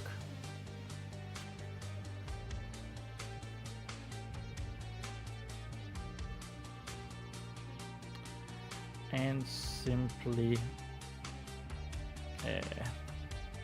pushed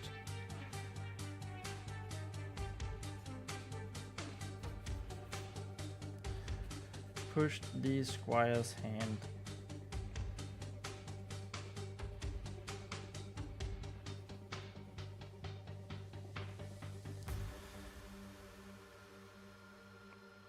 away so that she could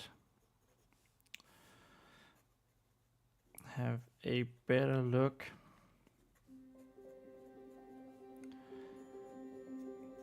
at the fallen bird.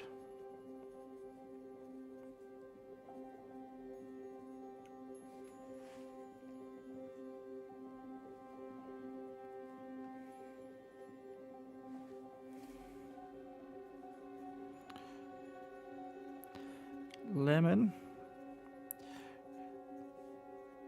She sniffled.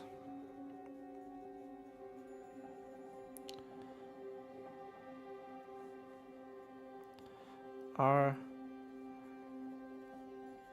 you all right?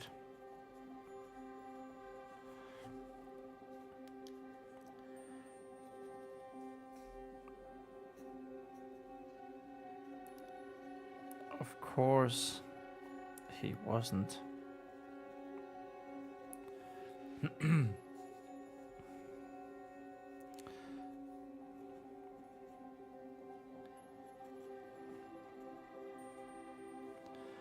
And Vespa was well aware Vespa was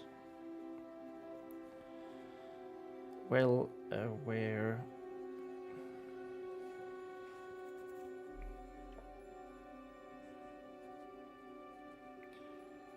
but she didn't know what else to do. She didn't know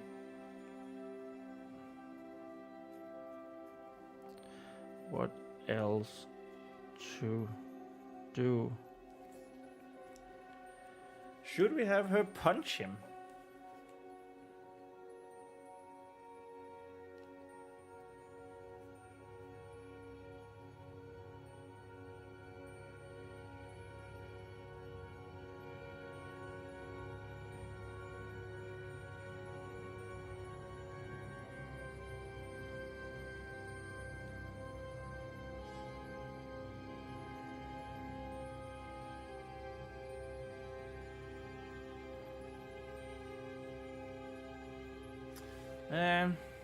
I just had sort of a good idea, I think. So just to show how nasty Ronean actually is, I think I want to have him taunt Vespa. And then she like punches him in the chest. So he's gonna be squatting down and taunting taunting the two. And then she's gonna be really angry and punch him in the chest, and he's gonna tumble backwards. That way we can also reveal that he's wearing armor underneath the cloak. Which is probably good.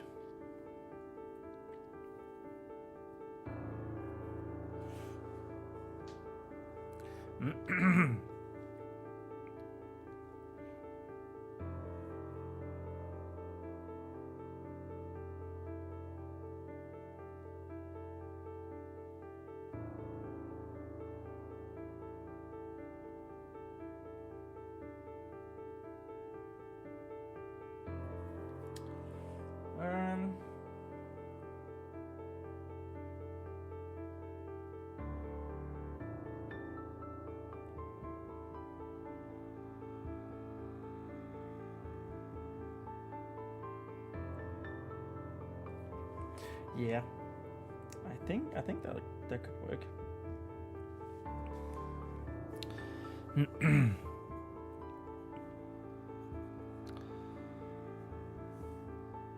Oh, it looks like he's still moving. Looks like it's still moving.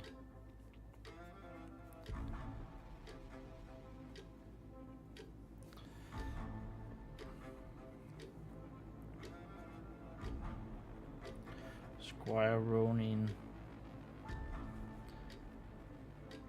said with a fake concern. He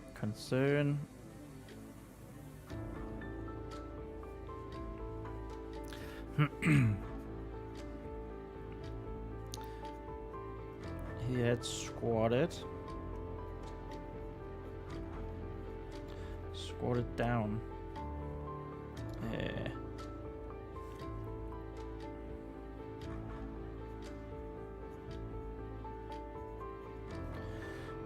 To Vespa's level.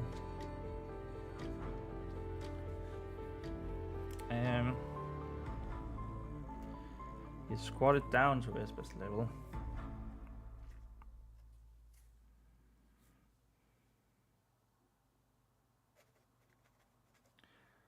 Hands on his knees.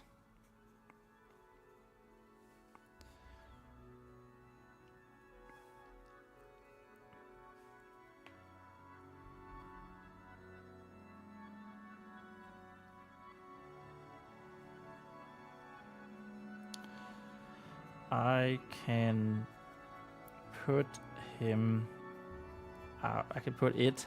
He's saying it. He's definitely not saying him, it out of its misery. Right now, if you just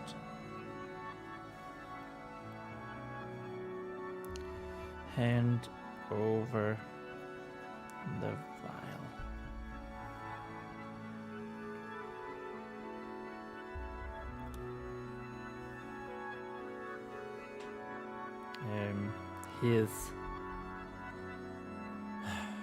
His offer, his cruel offer,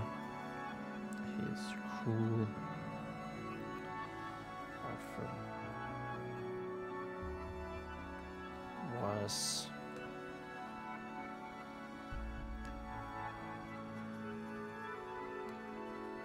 followed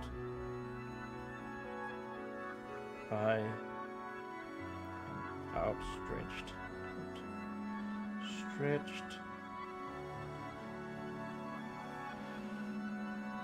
hand. Palm.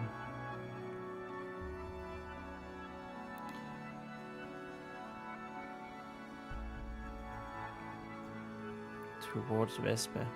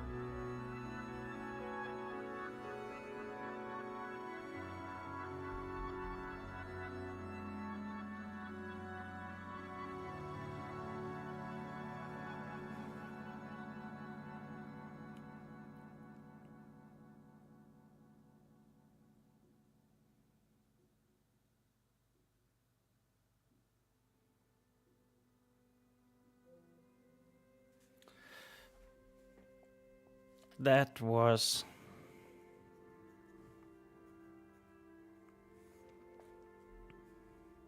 the final straw. That was the final drop. That was the final drop.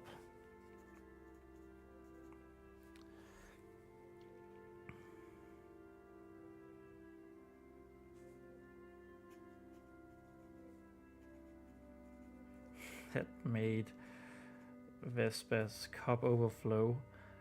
So I'm sort of trying to have like an in-universe.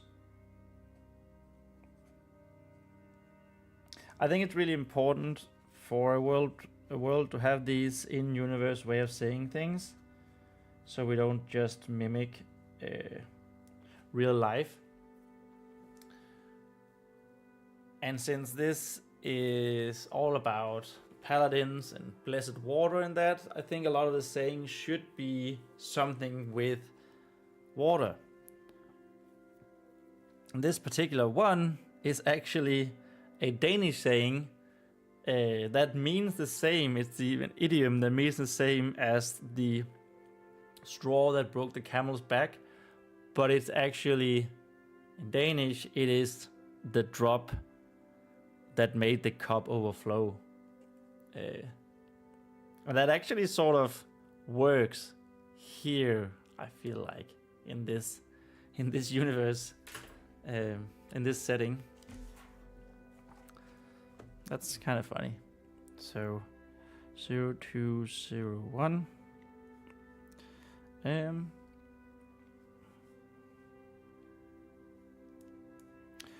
In universe idioms.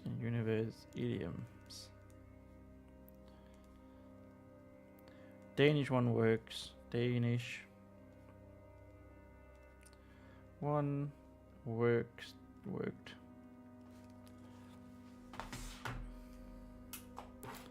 That's kind of funny.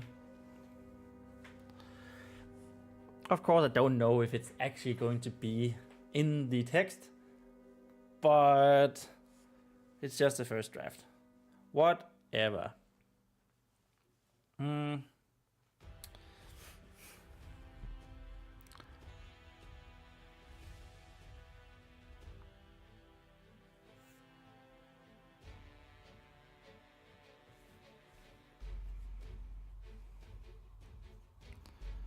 Suddenly, there was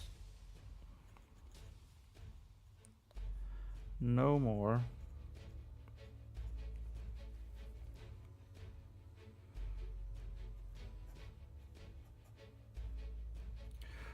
shock, no more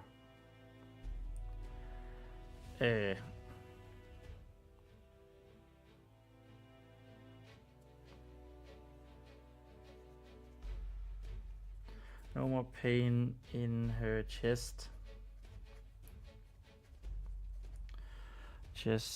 and stomach. No more despair. No more despair and sadness.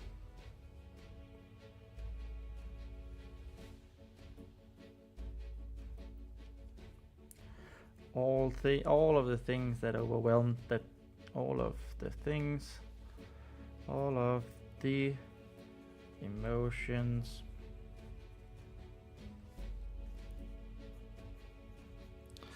that had overwhelmed her. Wow, there was not one E that actually looked like an E there. Overwhelmed her mere moments before. Mere moments.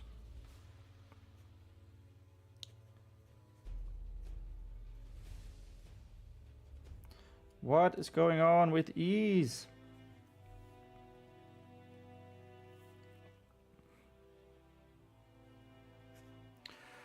Only a rush of anger.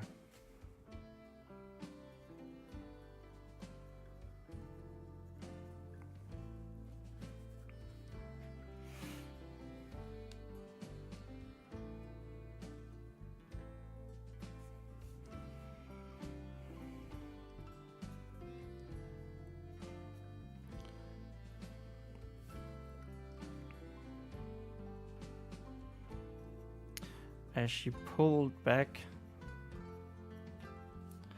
her gauntlet-wearing arm,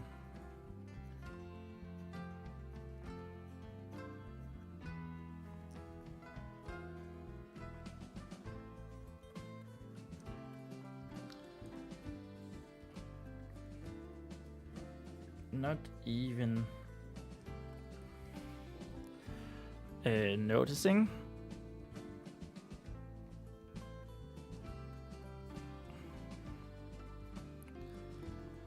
Feeling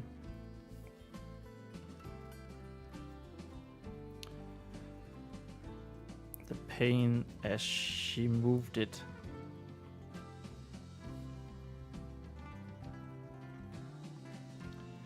So suddenly? No, so quickly.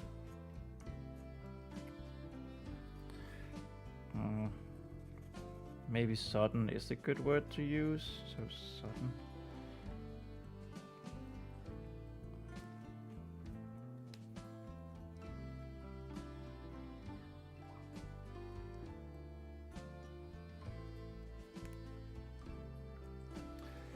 I don't know if we should have reiterated that she has trouble moving her arm at all. Reiterated her having trouble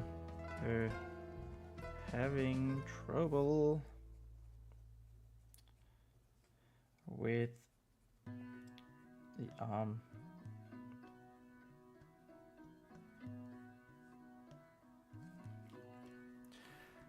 I think that's missing.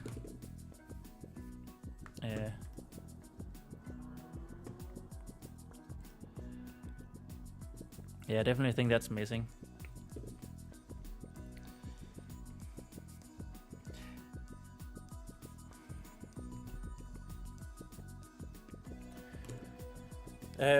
Because it's from when she healed herself, right?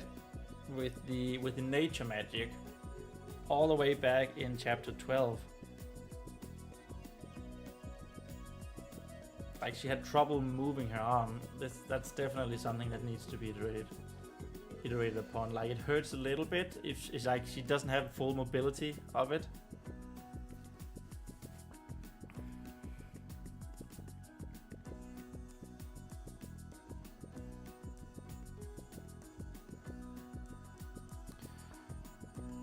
And with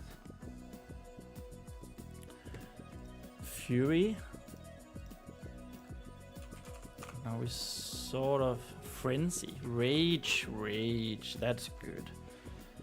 And let's see, Squire Ronean's eyes, yeah, he had a Fury. And with, oh, you couldn't see that, I started over here. Squire Ronean had Fury burning in his eyes. Fury wash over his face.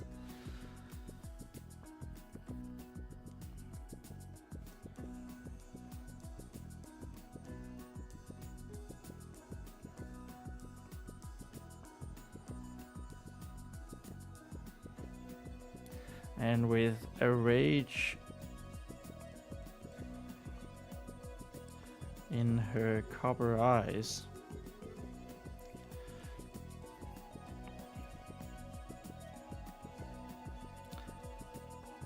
That even she would have been surprised about.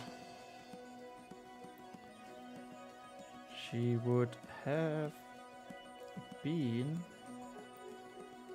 surprised about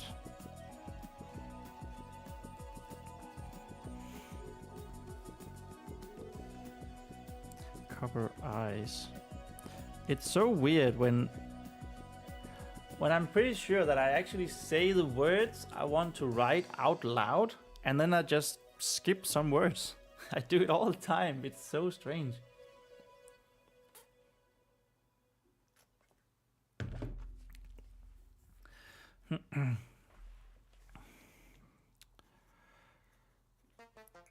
Punched the squatting squire.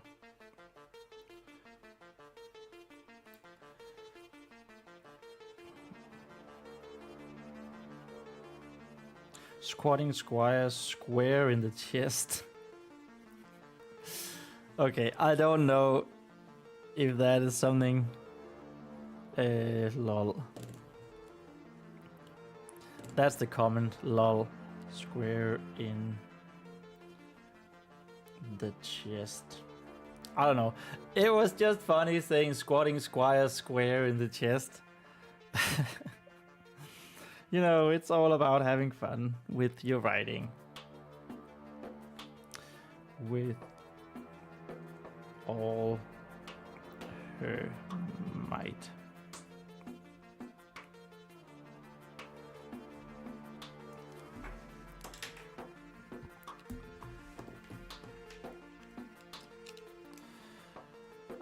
To 10. Squatting squire square. Squatting squire square in the chest.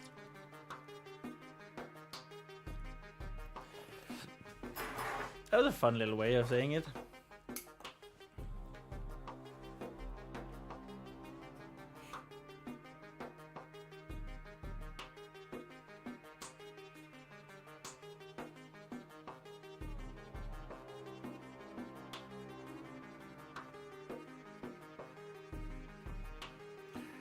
And a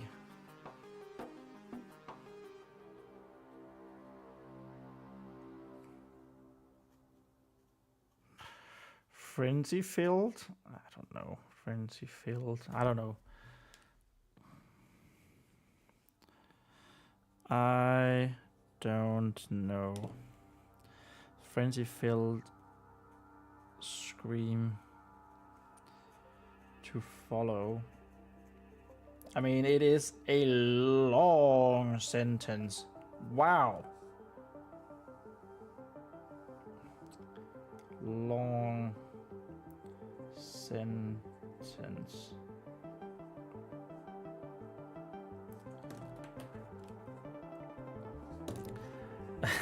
Is that the longest sentence I've ever written?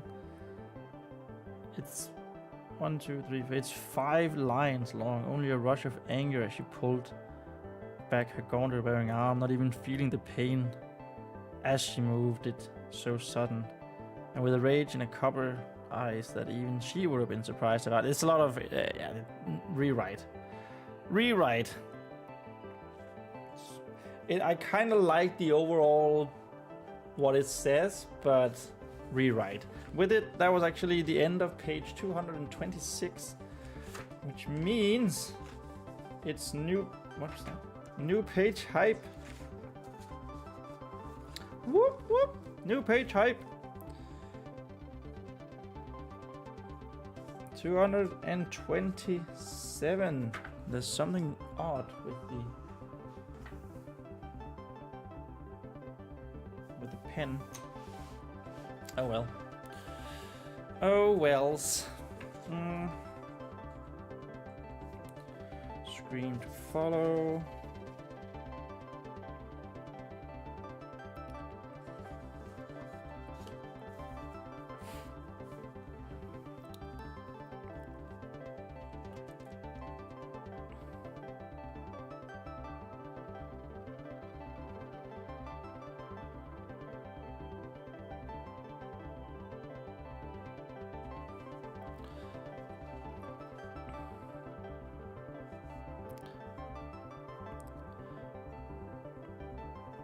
Squire Ronean. Squire Ronean's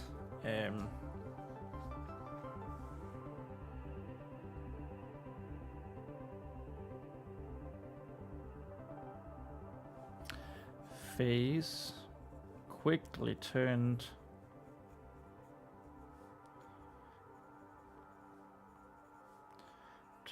from surprise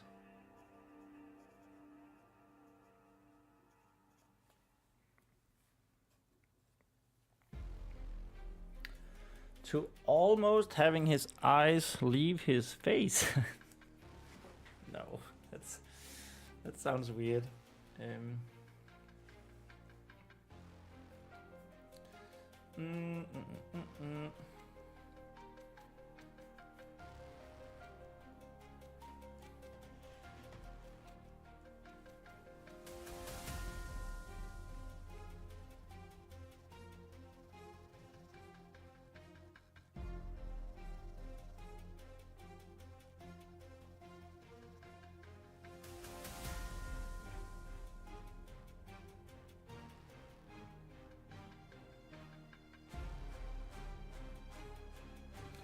Tries to pay, I guess, to pain.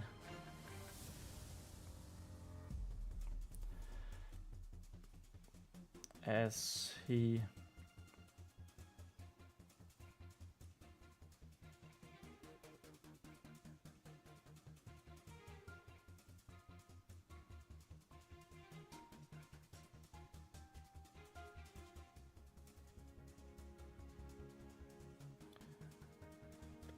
the fist smashed into him.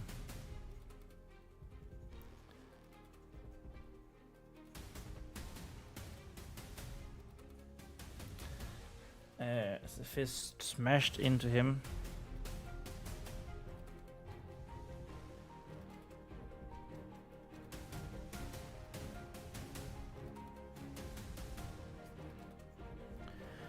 with a deep thunk,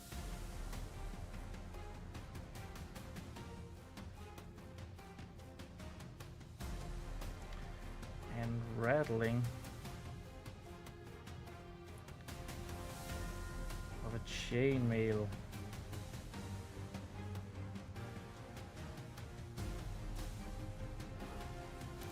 as he tumbled backwards.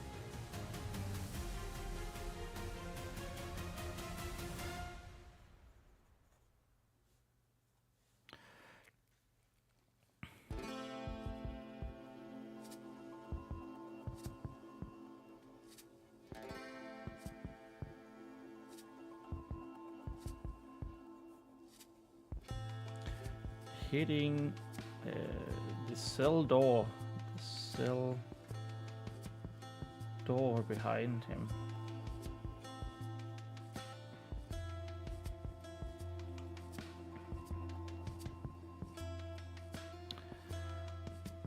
With a loud bang.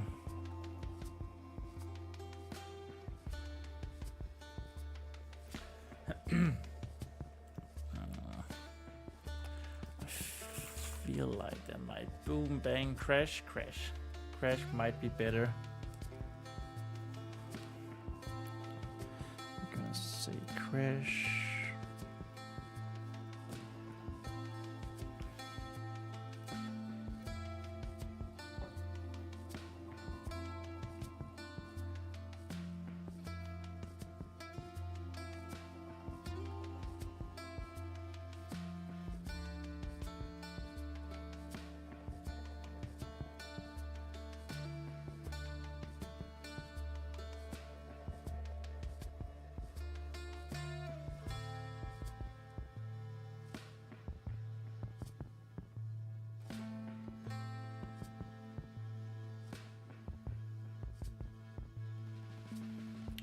Vespa now standing.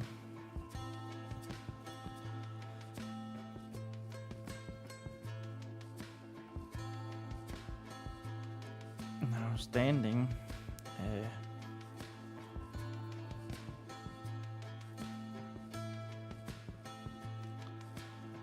Spend a moment or two.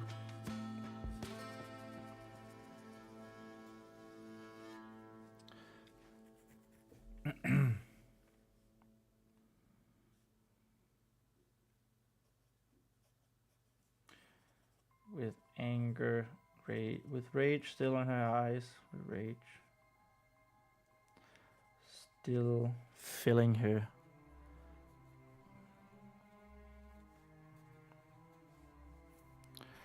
Filling her sight, gaze, sight, her view, maybe. Her vision. I'm not sure. With sight still filling, with rage still filling her.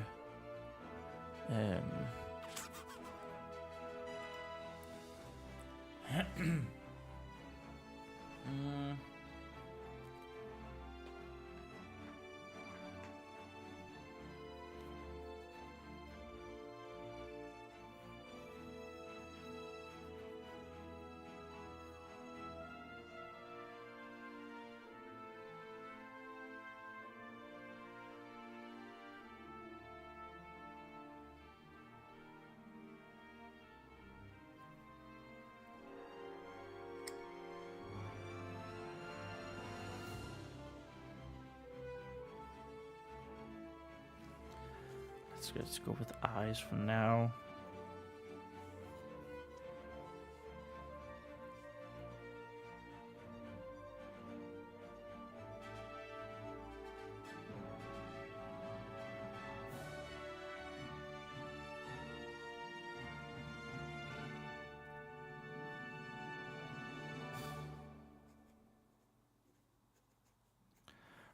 Breathing heavily.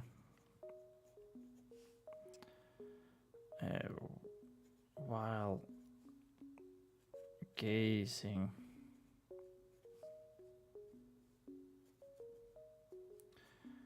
at the scrambling squire.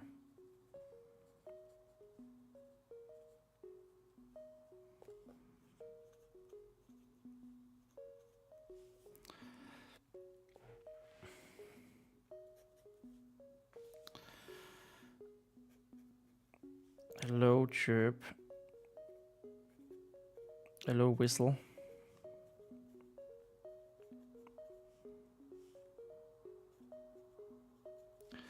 Just like the ones she remembered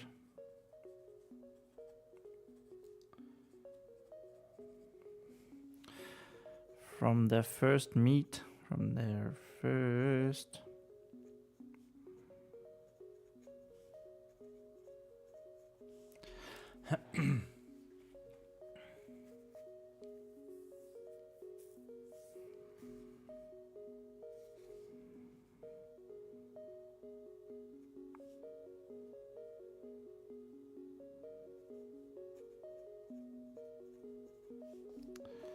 wheezed from lemon.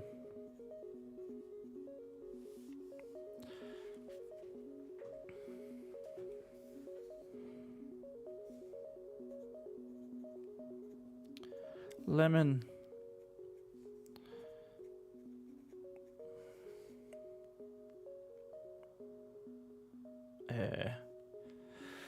Vespa got her removed. Got her.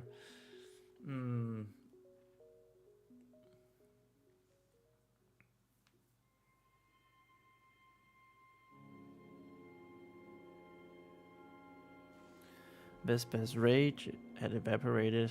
Vespa's rage evaporated.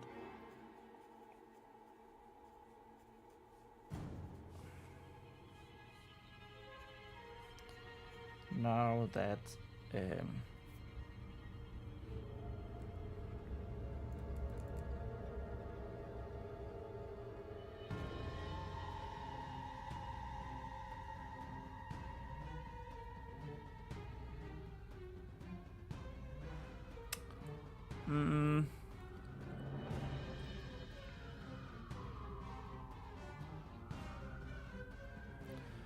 now that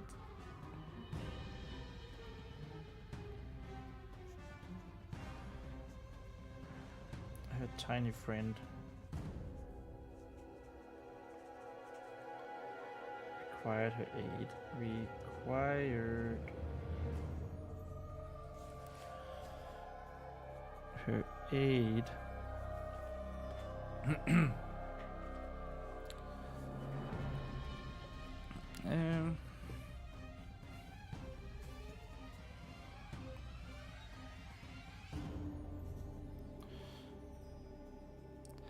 But as she once again knelt,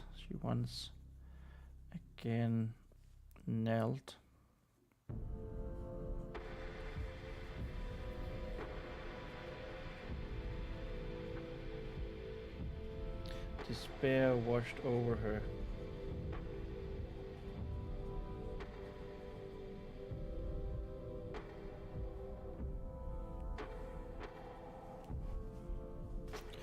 Once more.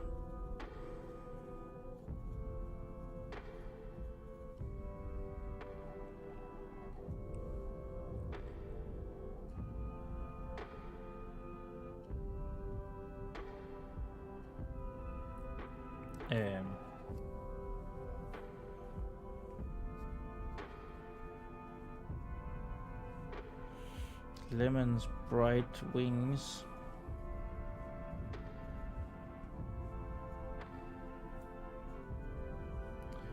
had started to soak.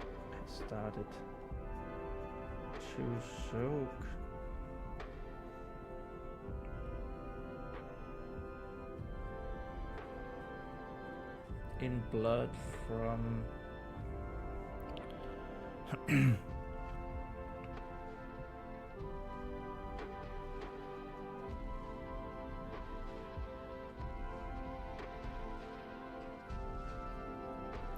from where the dagger had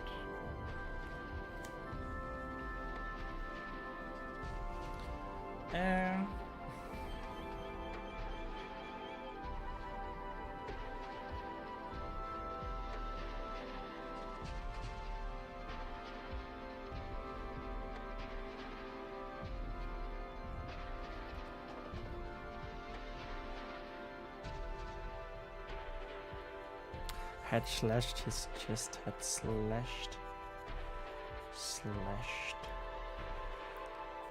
his chest.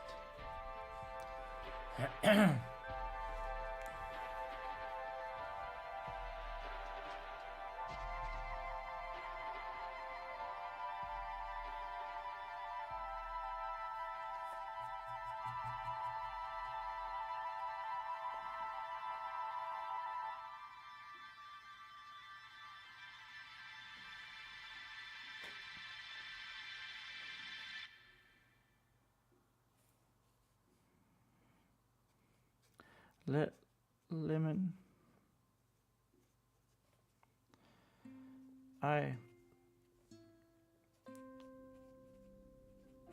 Please.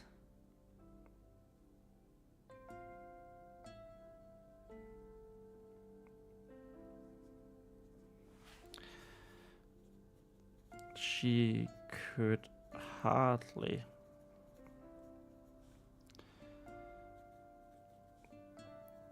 get a word across her lips.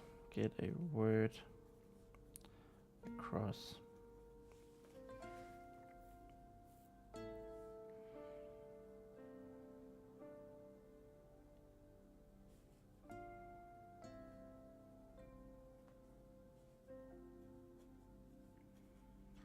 I don't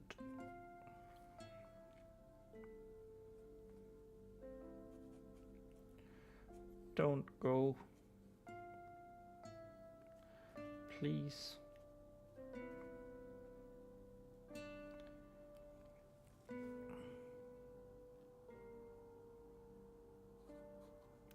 Streams of tears arrived.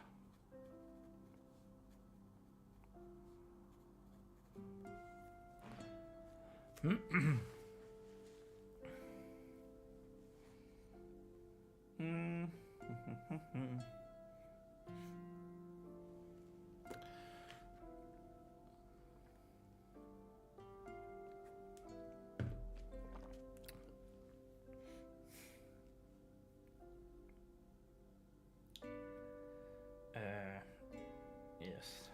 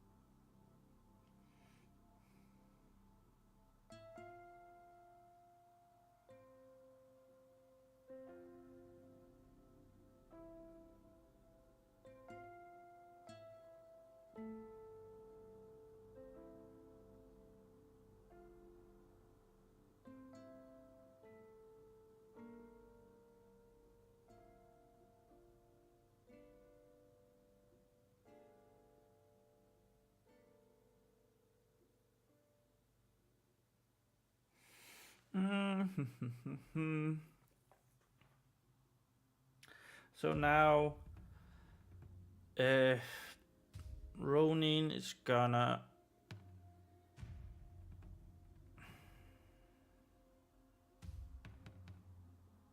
what?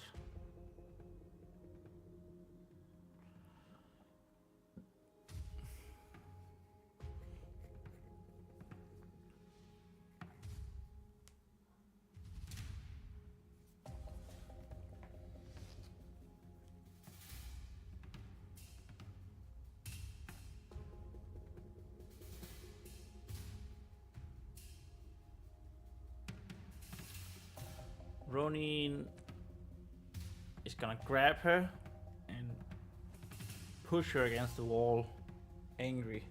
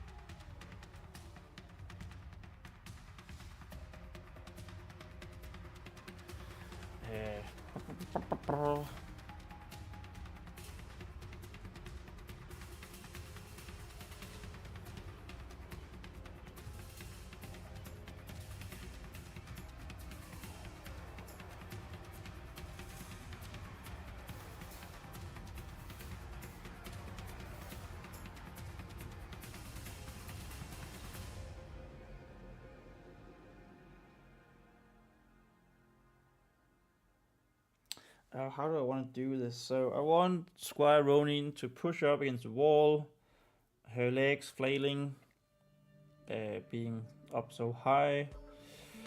He maybe he cuts her cheek a little bit, just for fun.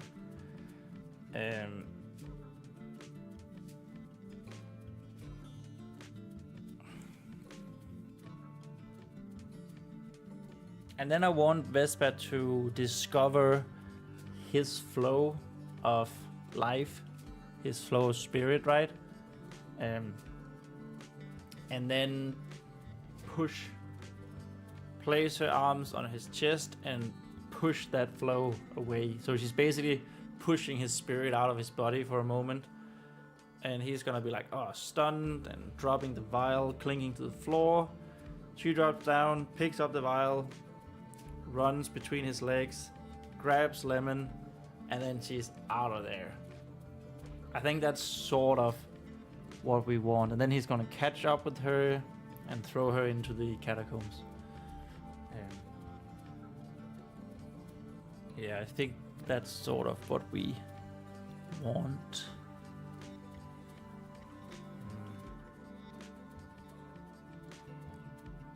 I think that's sort of what we want to happen. And you know, we can have that happen. We got 25 minutes left of the live stream. That can totally happen.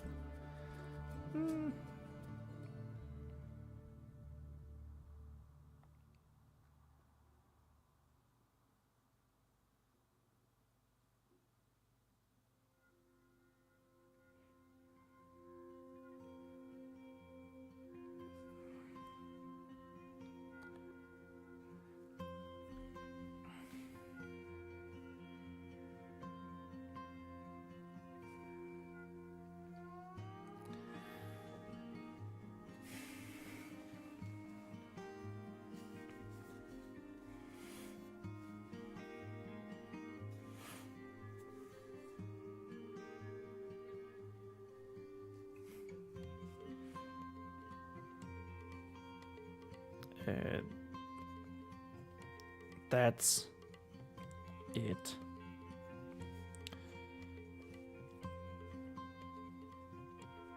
Squire Ronean was back on his feet.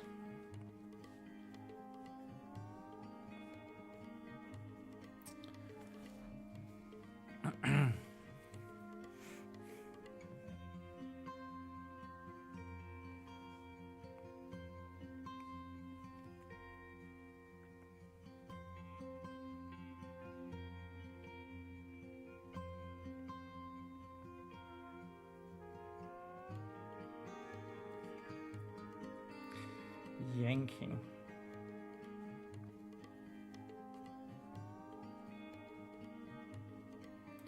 Vespa up from the floor.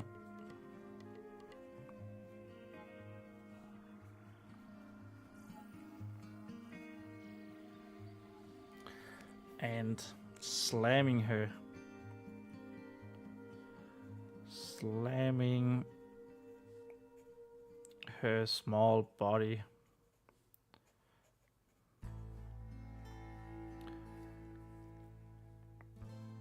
into the wall.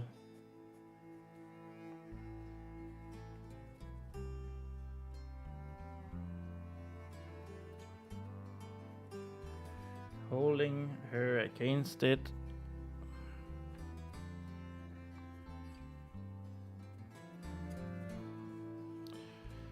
With her tiny legs,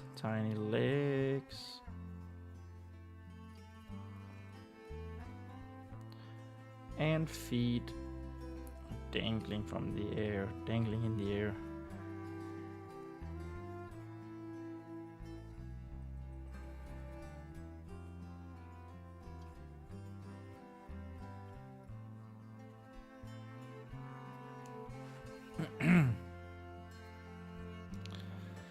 Vespa barely.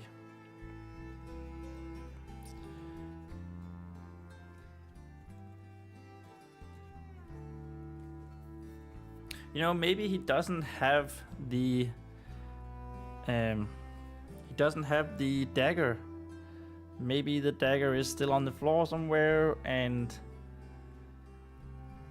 because I want him to have the little cut that he made when she pushed him the first time. I want that to be like the reason she can feel his flow.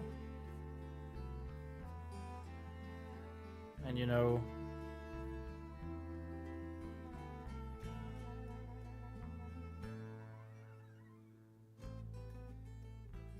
maybe he does have the dagger and he threatens her with it, because I actually need Vespa to also get a cut from the dagger, because I need her to mix her own blood with lemons later when she's going to spirit bond with him. But I think we can use here, actually, if we go into the chapters overview, I think we can introduce here the feeling of another's spirit flow through blood.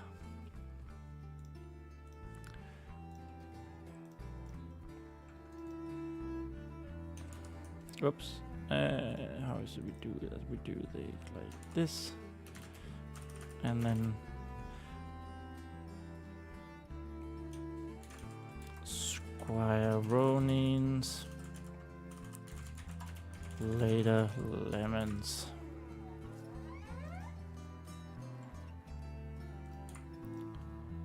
Yeah, that can work, because then she'll use that in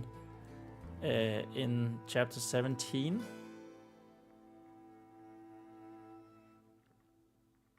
Oh, we're getting so close to the end, guys. I'm really looking forward to chapter 17 specifically,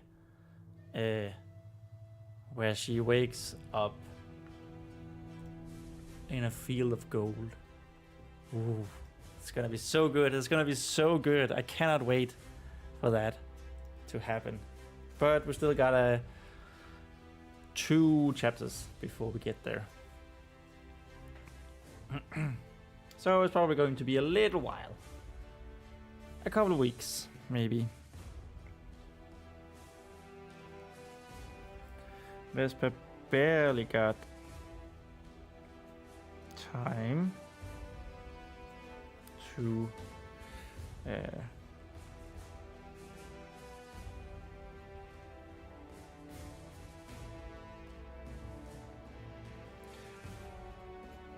let out a oof.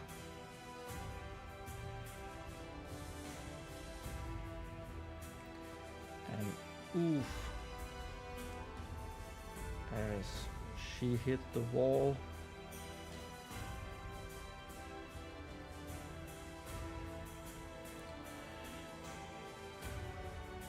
Before Squire Ronean continued. Squire Ronean continued. Not fury, not rage, anger, just anger.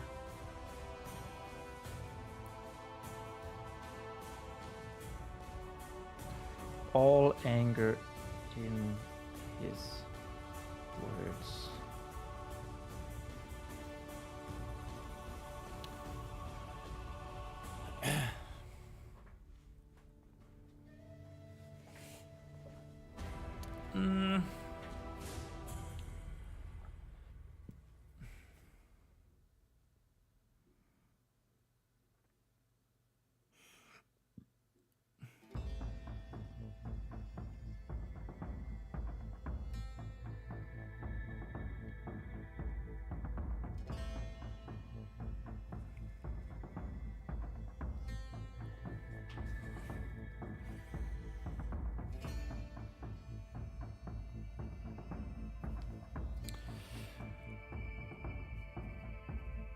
Maybe I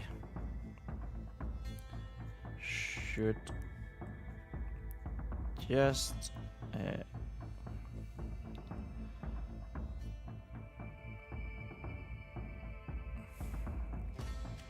maybe I should just get rid of you right here, right now.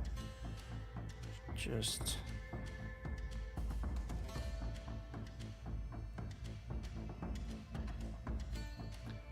off you. Maybe I should just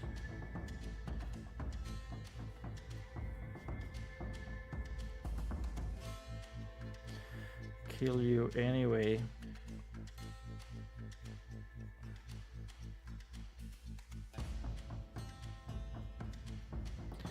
Right here, right now.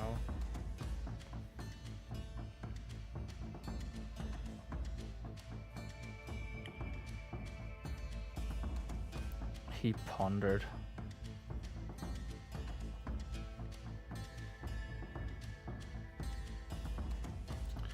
Make it look like an accident.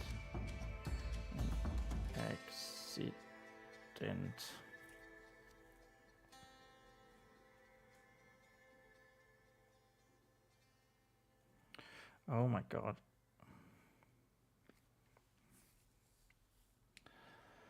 Everything would be so much easier. Everything would be so much easier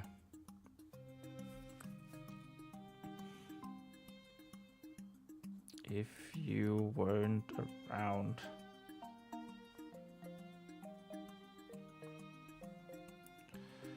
Oh, and think of the satisfaction.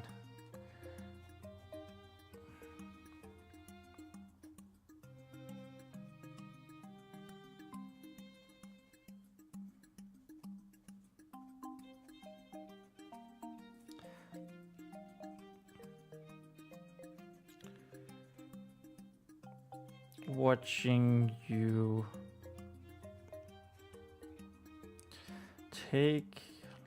watching you drown in your own blood. Oh, he crazy. Watching you drown in your own blood.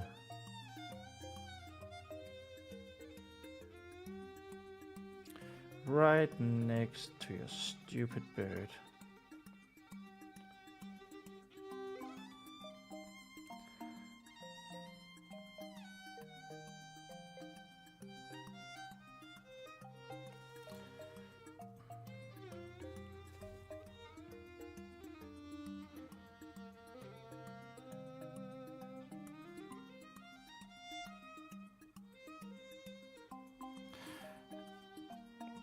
His smile grew wicked.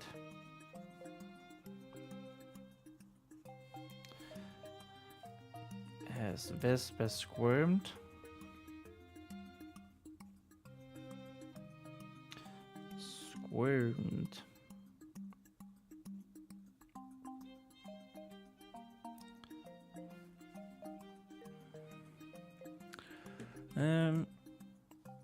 as Vespa squirmed.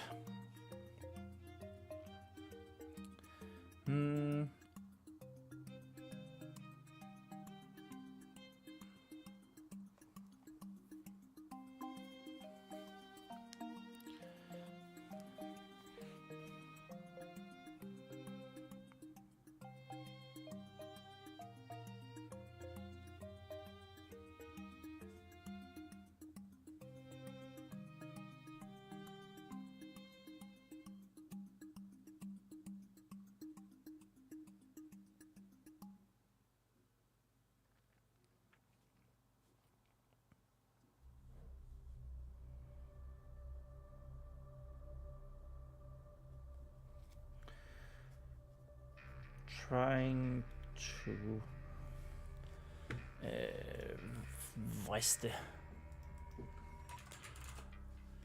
wrench wrench herself free. Try to wrench free. That sounds weird. Trying to wrench free.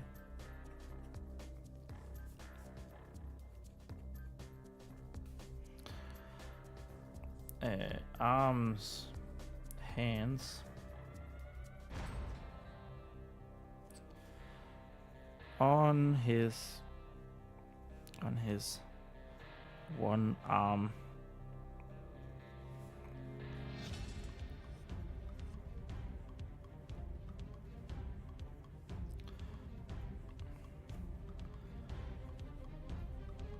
Against the wall.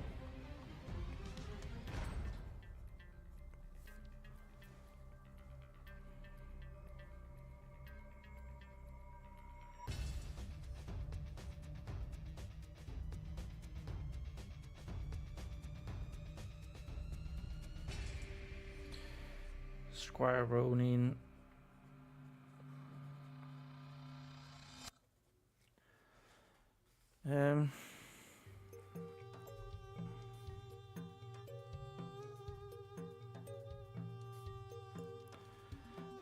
Looked at the blade.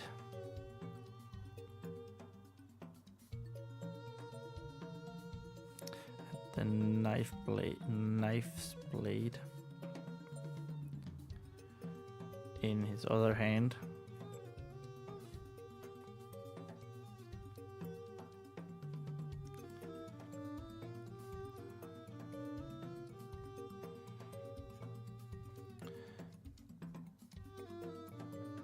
Or maybe I'll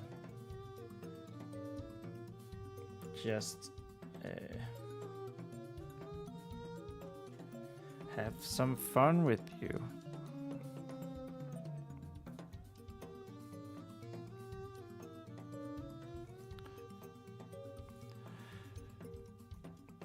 Before everything starts. Everything goes down.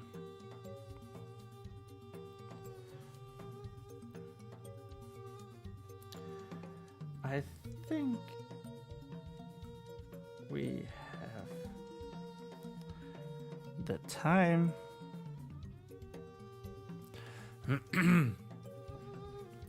I think we have the time.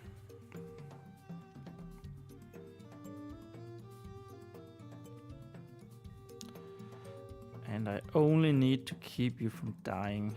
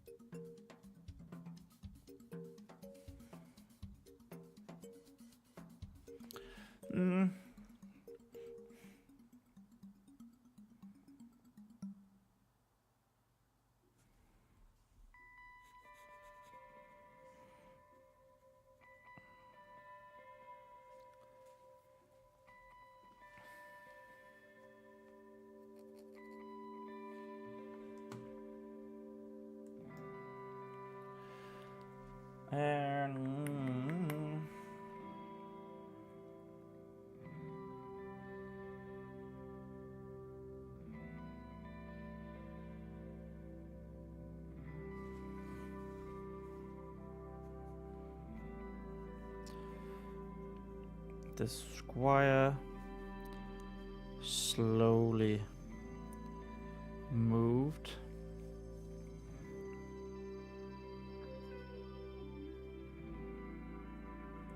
his knife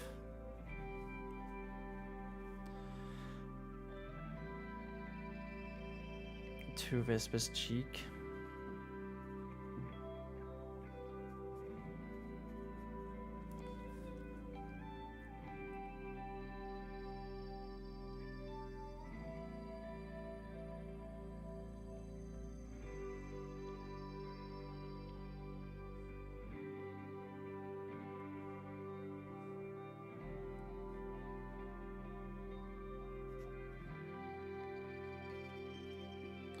Vespa felt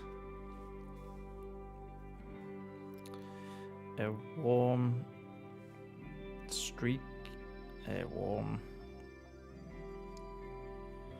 drop streaking down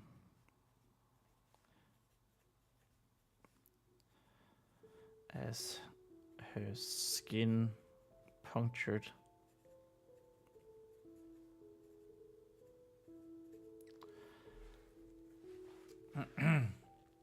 Hey, look at how close we are to the end of 227. Probably not gonna do that. We have already written well over 3 pages, and we still have 5 minutes left of the live stream. So, you know, I might just stop just a bit.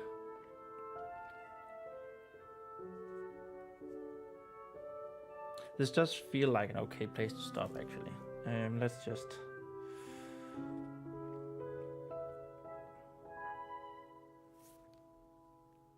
No, let's do the last 5 minutes and then we'll stop.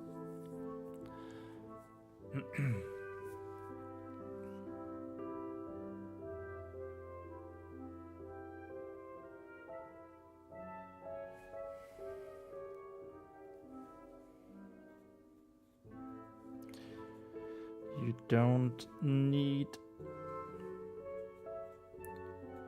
your eyes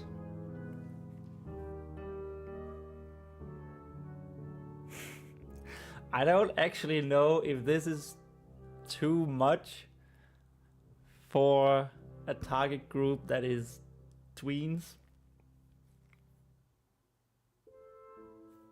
It's kind of graphic.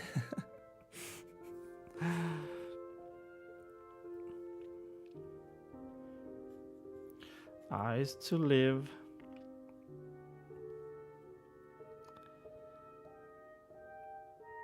Squire Ronean smiled.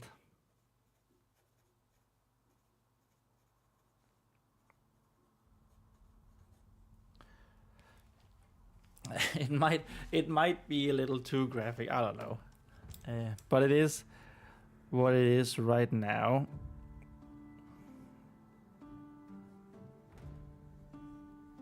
I mean, it's not like the little kids or anything, 12-year-olds.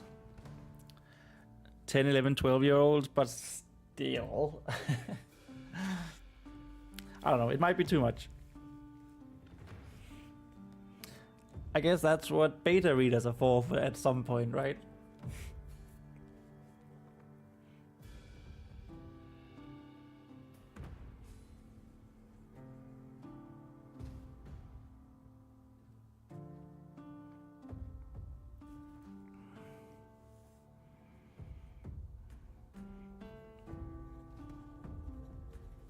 Vespa grabbed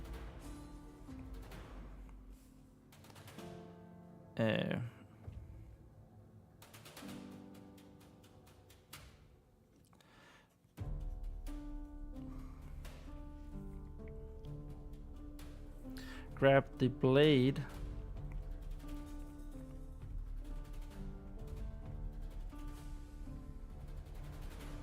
with a hand and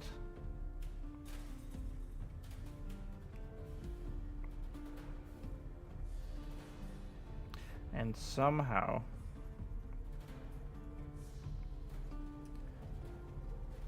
managed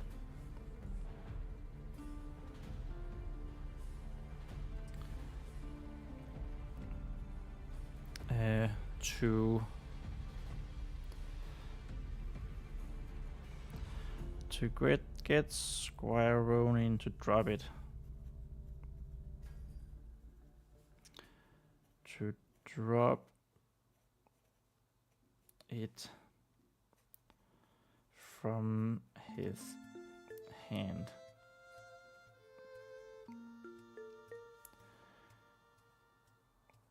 Sending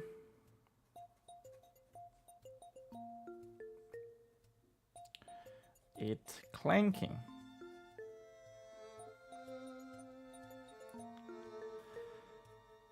to the stone floor.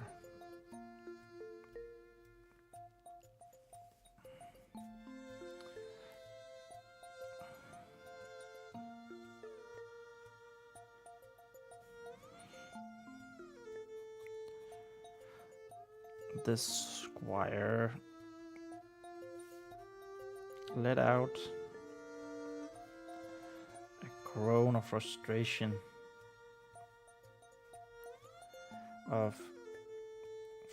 frustration.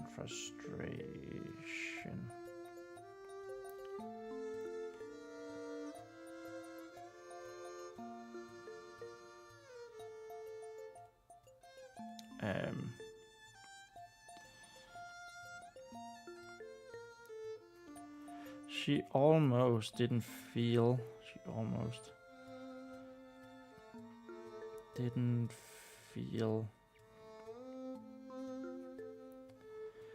the cut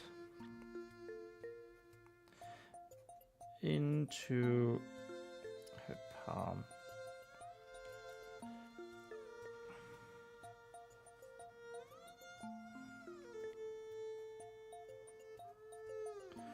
Look what you made. Actually, let's stop it right there. That will be the last word of the day.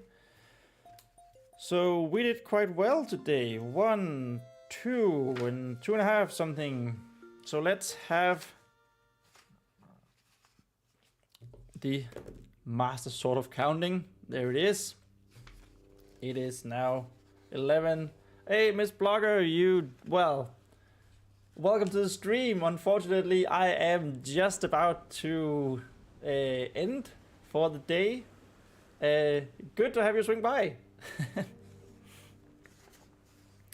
Hopefully you get. I'm gonna stream tomorrow, of course. It's Monday, so we're streaming. Hopefully you'll be there. Okay, let's do this. So 1, 2, 3, 4, 5, 6, 7, 8, 9, 10, 11, 12, 13, 14, 15, 16, 17, 18, 19, 20, 21, 22, 23, 24, 25, 26, 27, 28, 29, 30, 31, 32, 33, 34, 35, 36, 37, 38, 39. That is 3 pages. So 3 pages and 1, 2, 3, 4, 5, 6, 7, 8, 9, 10, 11, 12, 13, 14, 15. 3 pages and 15. Let's go here. 15 lines. That was pretty good. 3 pages, 15 lines at the exact moment we hit 3 hours of the live stream. And that, well, you look at that. 1,235 words this good Sunday. That's nice. Means we are 700 words away from the goal of 85,000. We are at 84,304. So let's update, shall we? Progress goes up to 84,304, and that means, of course, that our just do like this actually, and there we have it. So we go to our progress bar, and that progress bar needs to go to minus 381, and the jewel corresponding will go to 1582 pixels on the x-axis. All right, that was indeed it for the day, everyone. There we have it. It looks nice like that. Right, that was it for this Sunday. Don't worry, I'll be back tomorrow, and hopefully Vespa and Lemon, even though they are badly hurt, will get out of this mess that they found themselves in. Same time tomorrow, 8 o'clock Central European Summertime. And I want to thank you guys for watching, everyone who dropped by, and everyone who drops by the VOD. It means so much to me, and it also means a lot if you would like this on YouTube, and subscribe to me if you haven't already. We just have a good time with the writing here. Right. Time for me to end the stream, probably. I just want to thank you guys, and remember that we write our own stories. All right, bye.